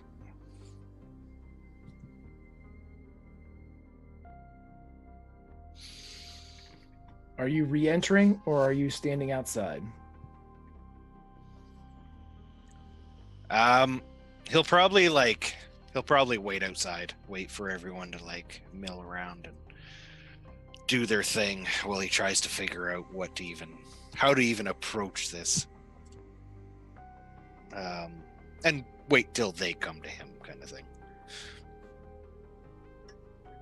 Okay. I will leave it up to the group. Who leaves first and runs into Jerry? Sam actually wanted to go to where Van Halen's tree was, so she might have left when she woke up. So that might have been like as he got there. So she'd probably run into him. Boy, howdy, you guys are not safe. The six-fingered man killing kids, just going out on your own. Hey man, when you're sad, you want to be somewhere it makes you happy. When you're sad, you want to get murdered. Yeah. Got it. It is the 80s. It is the 80s. That was going to be my answer too. Sam, you're able to get to the spot where Van Halen's tree was. It was, of course, no longer there. You do as you walk up, though, strangely enough, you see a few of the posters are still caught in the upper trees. The only indication that there was something else here other than forest.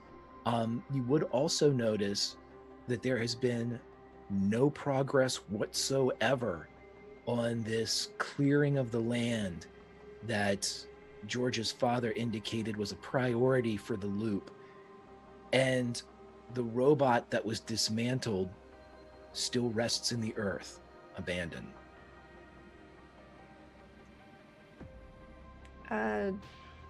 Sam would just kind of sit where the tree was and probably draw in the dirt, like a heart and the VH at the bottom, and just kind of sit there for a little bit. Roll and empathize for me. 1 success. You're sitting there and it's a very cold morning. You're guessing, low 30s. And as the frost is kind of hanging on some of the lower trees in the area, for a moment, though, you catch the feeling almost of a spring wind as a bit of warmth blows into the area. And for just a moment, you think you hear Dreams by Van Halen.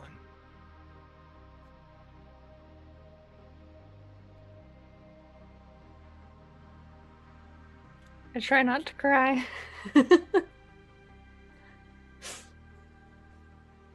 Nothing else, though. Okay.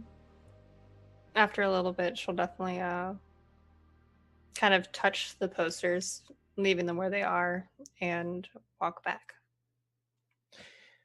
Okay, and we'll say that, Sam, as you kind of emerge from the forest, you get there just as Jerry runs up. You okay there? I don't think so. Oh, I went to Ben's.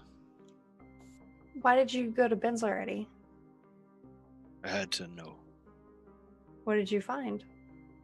Jerry will pull out the tape player and just kind of set it down. And then walk away from it. Sam will hesitate and play it. Hearing the same thing from earlier, she'll Hearing the same thing. It ends with it has to be in code. So my favorite person on the boat in Jaws wasn't Quint. Wasn't Hooper. It was the other one. It was the other one. And then you hear the sounds of struggle. The moment she hears that, she stops it.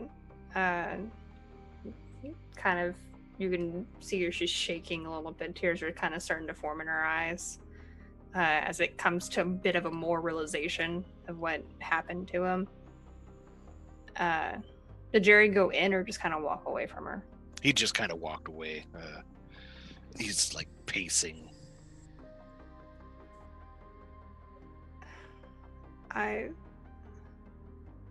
Do you think there's a point in going to the hospital? Yeah, we gotta find out if he's all right. Hey guys, and she'll kind of holler towards the Falcon. They'd all hear. You Rob's poke her heads presumably still awake, yeah. Are y'all gonna come out? Oh, we're poking our heads. Yeah.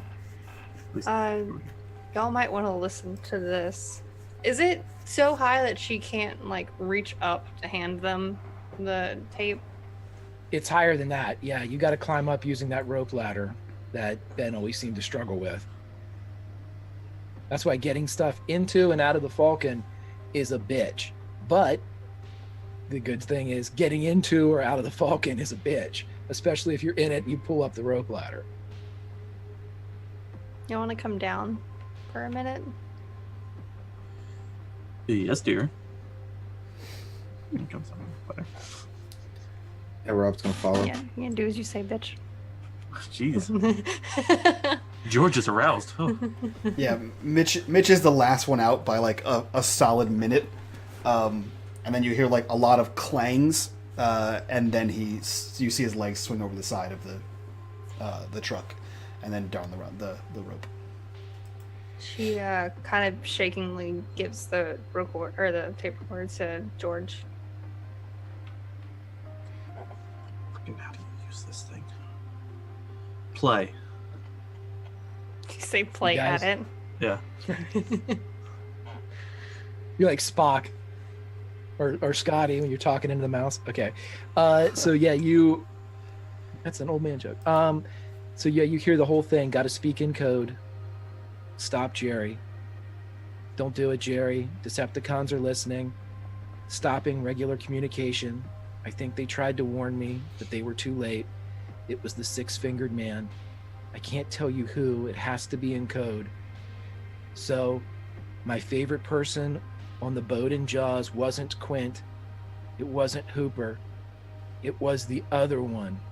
It was the other one. And then you hear the sounds of struggle. Like, as soon as the sounds of struggle happen, Mitch reaches over and hits the stop button over Butts. And he just looks at everyone and says, Brody. That's the other Chief one. of police, right? Martin Brody is the other one. He's a Right, that's- scientist. But who does that tie into for like our town? Brody was the chief of police. Yeah, that's what I was saying. I haven't seen it in a while. I've never seen Jaws, so Yeah, so who stopped? Wasn't the chief of police who stopped you from going in? He might be the six-fingered man. He seemed fine. But did you get a good look at his hands? No.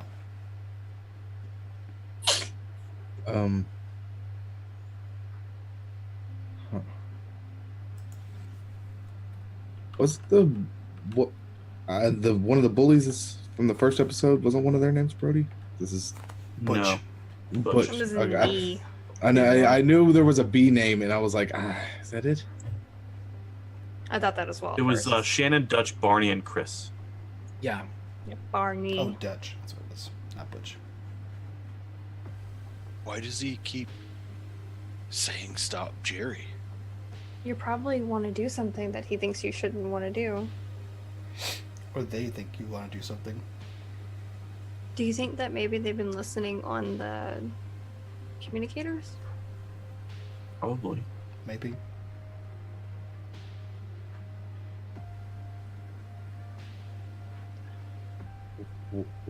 Well, we need to stop that. Or to start talking in a different code? Have you heard from Optimus Prime? Sometimes he never mentioned this.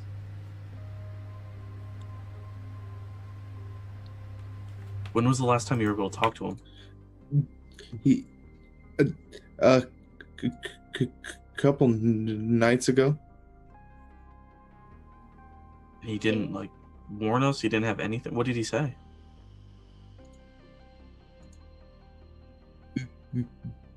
Good night.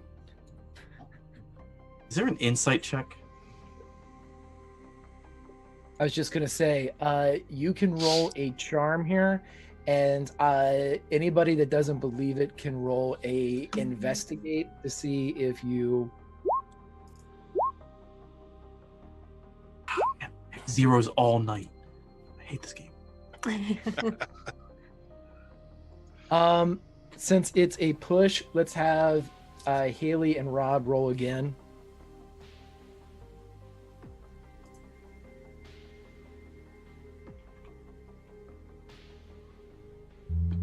Wow.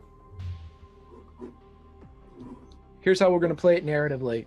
Haley, you don't quite believe that's the truth. And Rob, you were pretty sure that she doesn't believe it's the truth. It's like for a moment, both of your eyes meet and you're not convinced, Haley, but there's something off about it.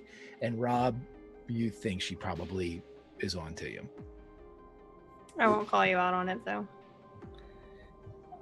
He I'll just kind of like make a face at you.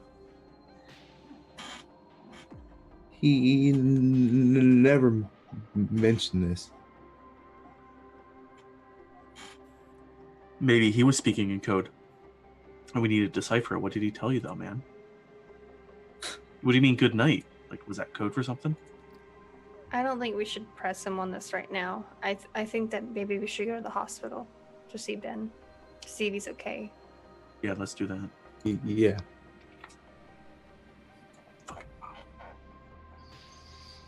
Okay, so you're off to the hospital? Mhm. Okay. As you all get there,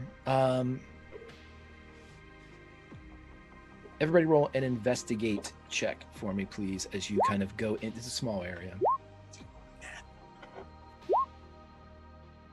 Just not doing great anymore. And as the dice would have it, Jerry, as soon as you walk in, you see over in the corner, smoking a cigarette in the smoking section of the waiting room of the hospital, Carol Pitts, who was apparently the EMT that brought Ben in last night.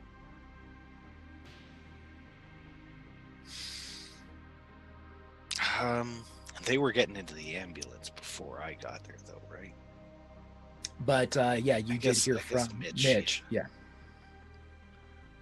There, Mitch. That's her, right? That's Carol.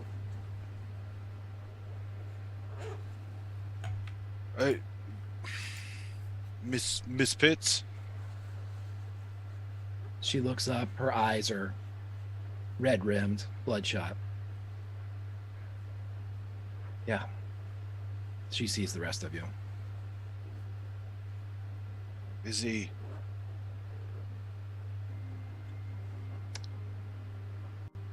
Come with me.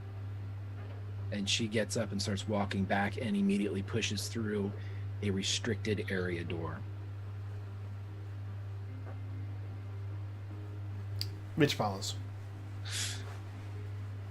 I think we all do. Yep. She takes you back, and as mentioned before, the hospital is not a large place. It's only 4 stories tall. Its footprint's not that big. It's an older structure. She takes you back along these darkening hallways, and it curves around, and you're realizing that you're coming in through what would be the ambulance section of the emergency room, or the back end of the intensive care area. And she comes up in front of a window, not dissimilar to the type of window a parent or friends of a newborn would look in to identify a baby. It has the reinforced glass with the X's of wire in it. And as she kind of presents you the window, inside you see your friend wrapped up, hooked to several machines. One of them is a ventilator.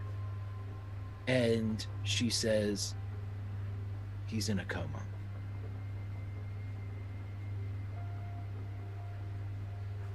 It's better than gone.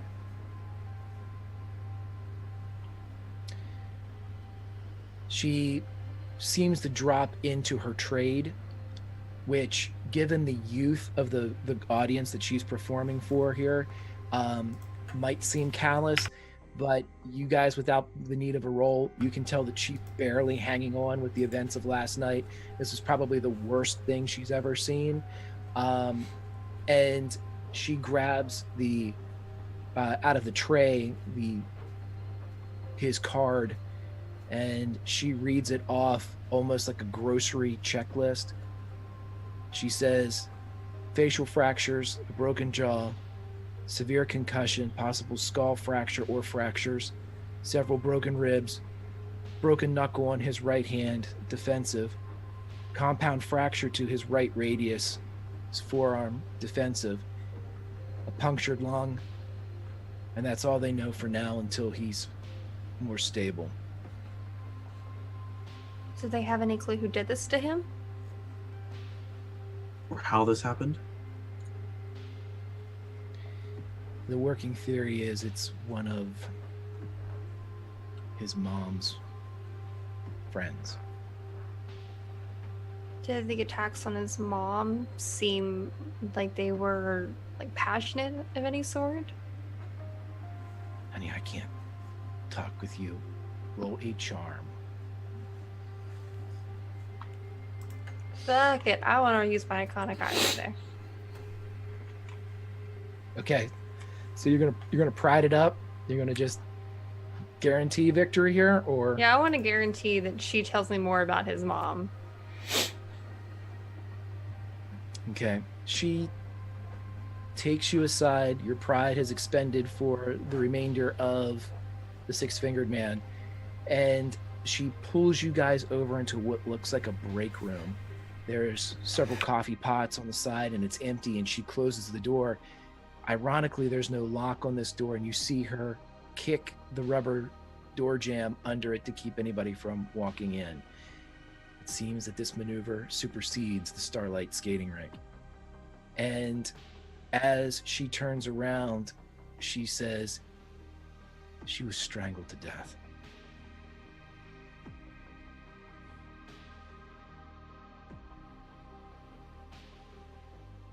That's usually a crime of passion.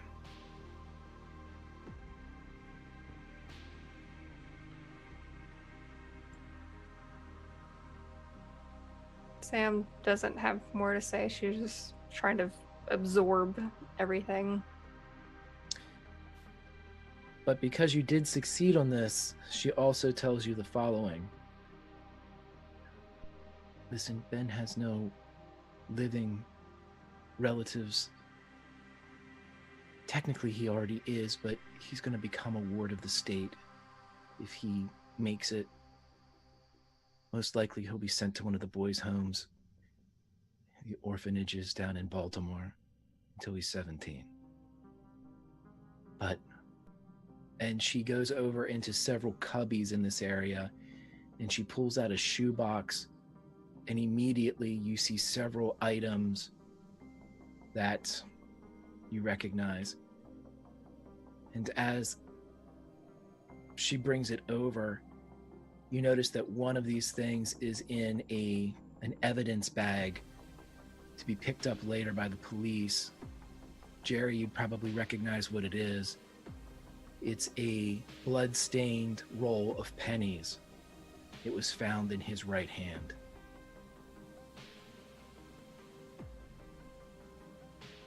There is also his olive drab jacket that he always wore. And there is a letter that says, "Give to Mitch." And it says, "Last will and testament." I told him to run. I told him to run. Mitch takes the jacket and the letter and tears open the letter. Mitch, when you tear it open, you see that it's got a heading on it like a middle schooler or an elementary schooler would put on it. It says Benjamin Mackenzie. It says Edgar Allan Poe Middle School. And it has the date of October 5th, 1987. And it says as follows. Mitch, I figure at some point one of my mom's boyfriends will go too far, or I'll fall off that darn rope ladder getting into Astro Train. Figure it'll probably happen when it gets too cold to sleep in the Falcon. I want you guys, and you see that guys is crossed out, and above it is written, I want you guys and Sam to know that you're my best friends. And I don't have much, but I want you guys to have it. The following seems to be a new page with Sam and George added. To George, you can have my space in the Falcon. I know you and Sam weren't there when we divvied it up, so I want you to have your own space in case you need to hide somewhere. Back in the corner is the warmest. To Sam. If you don't think it's too lame, I want you to have my bike. Mitch has it fixed up real good, and while it might not look like much, it got it where it counts. I saw that you cut the tassels off of your handlebars, and I thought maybe you'd like to try mine. To Rob. Rob, you're the nicest guy I ever met, and you tried to teach me how to dance as great as you. I'd like you to have my Walkman if we can ever find it. I figure between you and Mitch, you might be able to rig it up to your helmet so that you can have some tunes. And the next part is written smaller. So that you can have some tunes and still be able to hear the big guy. To Mitch. Mitch, you're the brother I should have had. And since we're all family, I want you to have my dad's jacket. It's all I got left of him, but maybe it will keep you warm in the winter and camouflaged in the summer. To Jerry. Jerry, you're my best friend, and I know you feel the same way. I know I'm not there, but you've got to promise me something, Jerry. If it was one of my mom's boyfriends that done it, you can't do anything about it. They'll lock you up and throw away the key. Anyway, I put a letter in here to Mr. Lancaster from the Garrett Times-News. And if they'll allow it, I want to give you the paper route. You know it as well as I do, and maybe you can save up some money. But also, I want you to have my tape player. I know it's not much, but it's my very favorite thing. P.S. You and Rob can split the tapes. And that's it.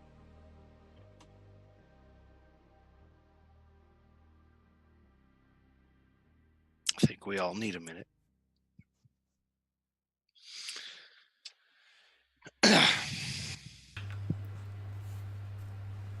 I think he reads it and then hands it off to everyone else and just sits there while everyone else reads, probably silently crying, and then looks to Carol and says, Miss Pitts, did he have a watch on when he came in? No.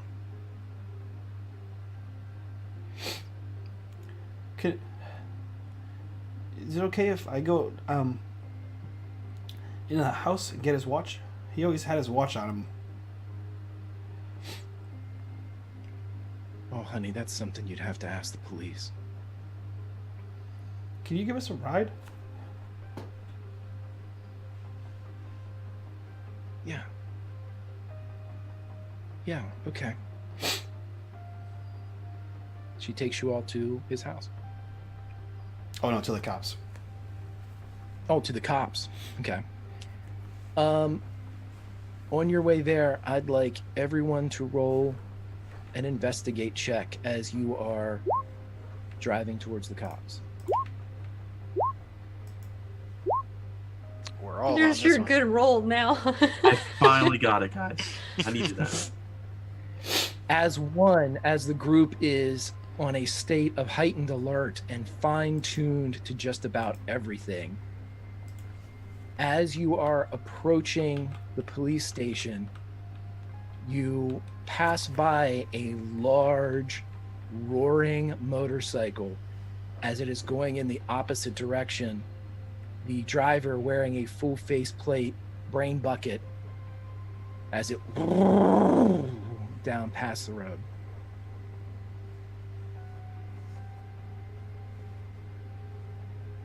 Does the guy look familiar? It's a full face plate helmet. Does the bike look familiar to anybody? Not that anyone would have seen, except maybe Jerry.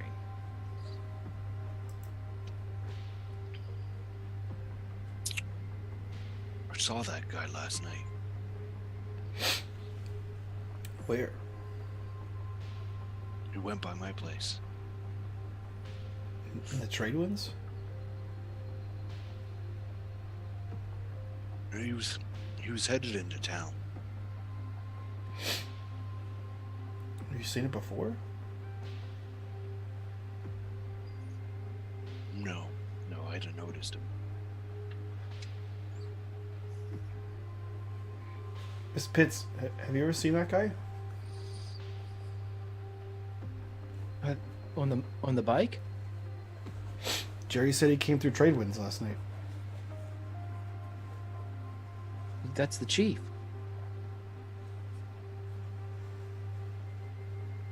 Remember the boat.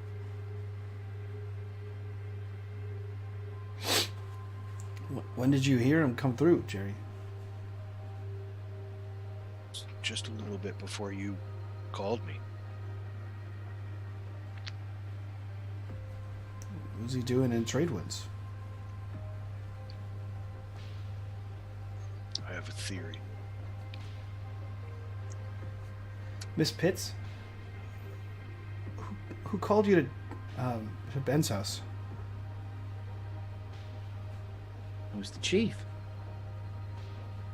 He put the call in. You know from where? No, honey, he called the switchboard. They called me. They know I'm closest. Thanks, Miss P. Sure. You guys pull up in front of the station.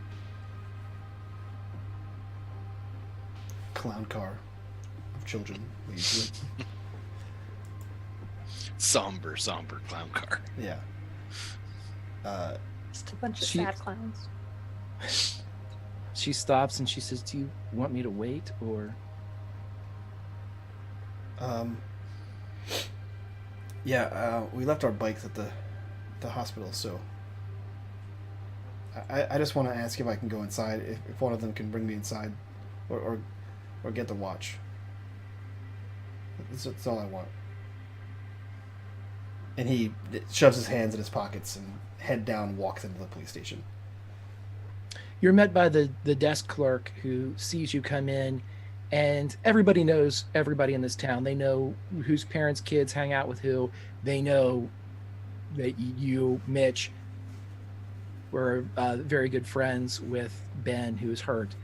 And the expression on the man's face immediately softens. You can tell he's not a man that normally has that type of expression, so it appears odd. His name is Officer Landers, though, and as you walk in, he kind of comes out from around the desk and approaches you and puts a hand on your shoulder. You all right, son? Oh, okay, sir. I live across the street from the Mackenzie residence. I know, son.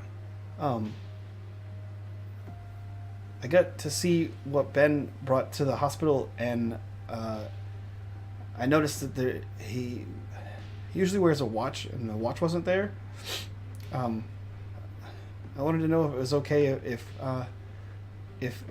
one of you guys would come down and bring us into the house, or get it. Son, if we find a watch and we don't need it, I'll make sure you have it. I'll put a note in there, but we can't let you in there until we're done. Okay, We got to make sure we find out who done this to your friend. Okay, it's black, and there's a crack in the screen, and you can't make out the numbers sometimes, and it's a calculator watch, but it doesn't really work too good. I really like it if you could find it.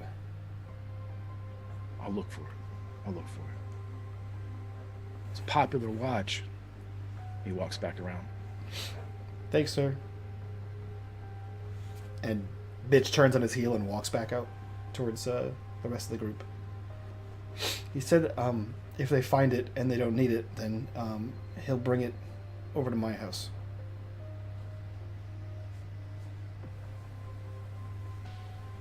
He just kind of shrugs. Where can I take you all? At this point, we're going to say that after the time that you guys started and stopped, it's travel and all that stuff. You're looking at like mid to late afternoon now, 3:30, 4 o'clock, after you guys have gone hither and yon and all about. So gotta go get our bikes. So back to the hospital, I guess. She readily takes you back.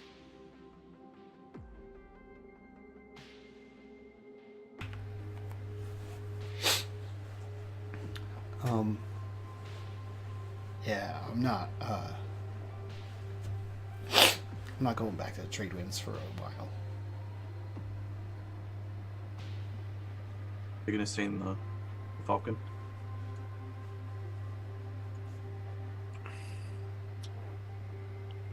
I don't think anybody should stay there alone. Maybe, unless people also want to stay there, maybe we alternate staying there with you. What does it matter? We're alone in our house. Your dad's gone. Your mom was a robot. My mom's sick all the time. What's the difference?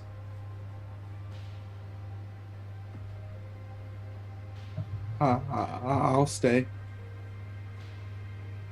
As soon as she is moving to drop you all off, you see across the way in the parking lot of the Red Oaks bowling alley a large black motorcycle.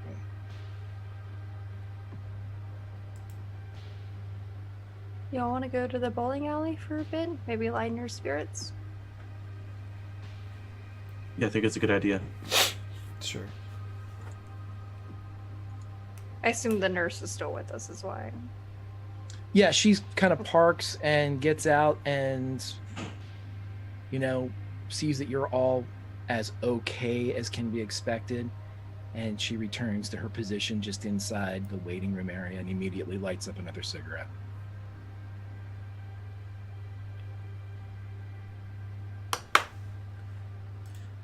I guess we kind of go over to the bowling alley. Or at least start moving away from her and then say, dude, the fucking bike is there.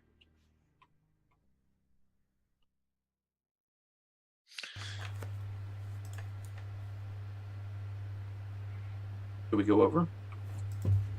Yeah, we can Absolutely.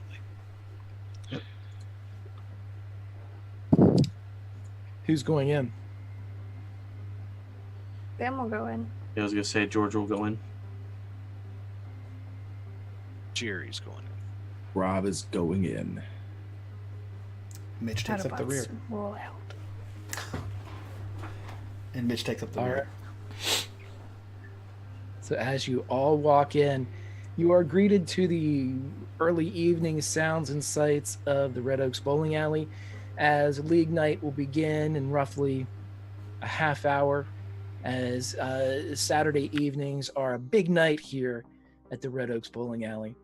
And you look around and immediately you see Randy Kramer, who, as you met the night before, was Patty Connor's father.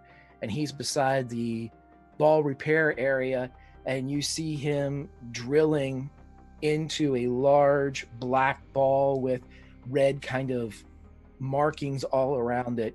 And as he drills into it, you see the chief kind of leaning over the glass top, looking in at some of the wares that are on display there for bowlers. And as soon as the clears from the drill hole Randy made, he turns it around, and instead of the traditional 3, there are 6 holes in this ball. And Randy says, "Damn, Chief, you have so many holes in this ball now, you're going to need 6 fingers." And that, ladies and gentlemen, is where we'll end this episode of Atari Twilight. Fuck you, Greg. Yeah, That was heavy. That was you heavy. motherfucker.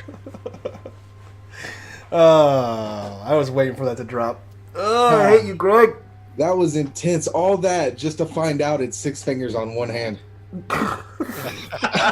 Holy shit. Oh, I hate you. Oh, man. I need a hug and a nap. After close. I need chocolate. Maybe Pizza. he two-hands it, and he needs to wrap her call it down, Granny style. it's like a 3. So he just does that. I love it. That was something, Greg. You fucking shit. I'm emotional. Guys, if you told want... me 3 things I in did. that game. I did. Greg asked me day 0, do you want more Goonies or more Stranger Things? And I said, I want more Stranger Things. And boy howdy, episode 5 did we get Stranger Things. Yeah. So you want Stranger Things? All right. Boom. Dead kid. Yeah, boom. I'm just killing kids. The episode left and I right. watched. Yeah. Kids are getting wrecked. Yikes. Okay. Cool. Let's go around, introduce our cast and crew, get your thoughts on what the fuck just happened, and get the hell out of here. So we'll start with Haley. Haley, who are you? Where can we find you on the internet? And what did you think of today's episode? Hi, I'm the sad Haley.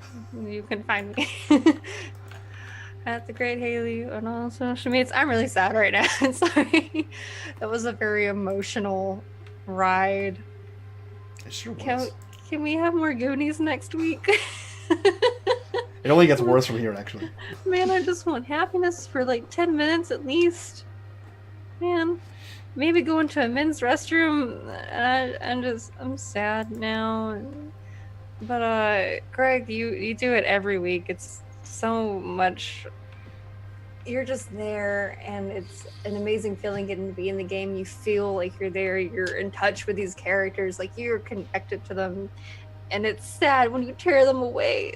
It's like watching a TV show and your favorite character dies, and you want to cry and you need a nap afterwards. That's how I feel. I want to go to bed at 10 o'clock at night. Like Mad Rogue said, somewhere Ben's going, I'm not dead yet. As you guys are. He may not be dead, but the fact that he's in a coma, like he got brutalized out. His mother is dead. Like it's still like a sad effect. And even if he does live, it's still sad to basically have him taken from us for even an episode, and I'm the Great Haley, guys. Follow me and stuff. Yeah. Follow Haley and be sad with her. Cry with me on the internet, please. Let's jump over to Mike. Who are you? Where can we find you on the internet? What did you think of today's episode? So I'm Nike. Well, I'm Mike, the anonymous rhino. Find me on Twitter, @PoloniSlap. I said earlier, this was heavy. That hit the wall hard. Yep. Yeah, for those of you who've never played with Greg before, this is why I was so hyped to get Greg on the channel and run something like this. Because you want to feel dead on the outside like you do on the inside. Because I want to feel dead on the inside like I look on the outside. So this is what I come to expect in most of Greg's games, unless it's the frat pack, in which case I expect nothing but nonsense. Speaking of nonsense, though, let's jump over to Frags. Who are you? Where can we find you on the internet? And what did you think of today's episode? I'm KW Frags. You can find me here, there, everywhere. Mostly in this Twitch channel or on this Discord. This was an event. While probably not life-changing for Rob, it's confusing. And I don't know where we're gonna. I don't know what we're gonna do. I don't know where it's headed. It's all in the mad mind of Greg Gray. It's good stuff. Let's jump over to someone who is equally emotionally scarred. Bitters, who are you? Where can we find you on the internet? And how do you feel about those panties? I'm Mr. Bitters. To be fair, I was emotionally scarred before this, but I haven't been kicked in the chest like this since Shireen Baratheon. It's rough, and I'm even torn now because I want to kill a motherfucker, but Ben wouldn't want me to kill a motherfucker, so it's gonna be an interesting next couple of weeks, I think. It's gonna be good stuff. And last but not least, Greg, who are you? Where can we find you on the internet? And why did you do this to us? Hey, I'm Greg, Grimjack21502 on the Twitches and the Twitters. This was fucking great, man. I love playing with this group. I love doing not terrible stuff like this, but this was the advancement of the story. This is when it was going to happen. And so with this in play now, certain other things begin to fall and more things can be revealed to the group. A lot of things that have already happened to them and things that they've already found out can also help them from this point forward as we have climbed. And now we will dive and see how everything goes. Love it. I love playing here. Love being on unMadeGaming. Can't wait till next week. 2018 sucks. Hang out in 1987 as much as you can. New playlist tomorrow. That's true. By the way, this was a two-parter, so this is to be continued. Next week is the Six-Fingered Man, part 2. Sweet. So despite my somber attitude, I love today's episode. I love Greg, and I love having him on the show. I love him as a GM and a player. Greg evokes emotion like no one else I've ever seen, and is what I strive for as a GM. I cried. Like, actual tears came off my face. So that sucked. But this was a blast. I love this, and this is exactly what I wanted out of this game. We've played, most of this crew has played happy, fun, silly Tales from the Loop before, and I wanted to see what the Master of Cthulhu could twist and writhe this game into, and he's fucking killing it. So guys, if you're not following us on social media, please do so. Join us in the Discord. We have a brand new Patreon that just launched today. That goes towards funding things on the channel, and it goes towards, in the future, funding this. It goes towards paying the GMs. It goes towards paying the players. So if we can hit those high-end goals, everyone here will get paid for the awesome, amazing work that they do here on and off the screen. Also, we are a sponsored channel. For this season, we are sponsored by the Dice of Rolling, which is a complete set of polyhedral dice featuring optimized quantities for D&D 5e. They are great for new players. They come with all the assorted numbers of dice you need for different things. You don't have to borrow dice from your friends. I highly recommend you go check them out at the least. Use coupon code UMG for $1 off and kick back some cash over to the show. That being said, I'm going to go cry. And we're going to go raid off the table. They are currently playing in the wacky, weird world of Invisible Sun in a game called Neon Life, run by Grant Ellis. So go check those guys out, because they are wonderful role players as well. And they often also cry on their streams. And with that, from all of us to you guys, bye-bye!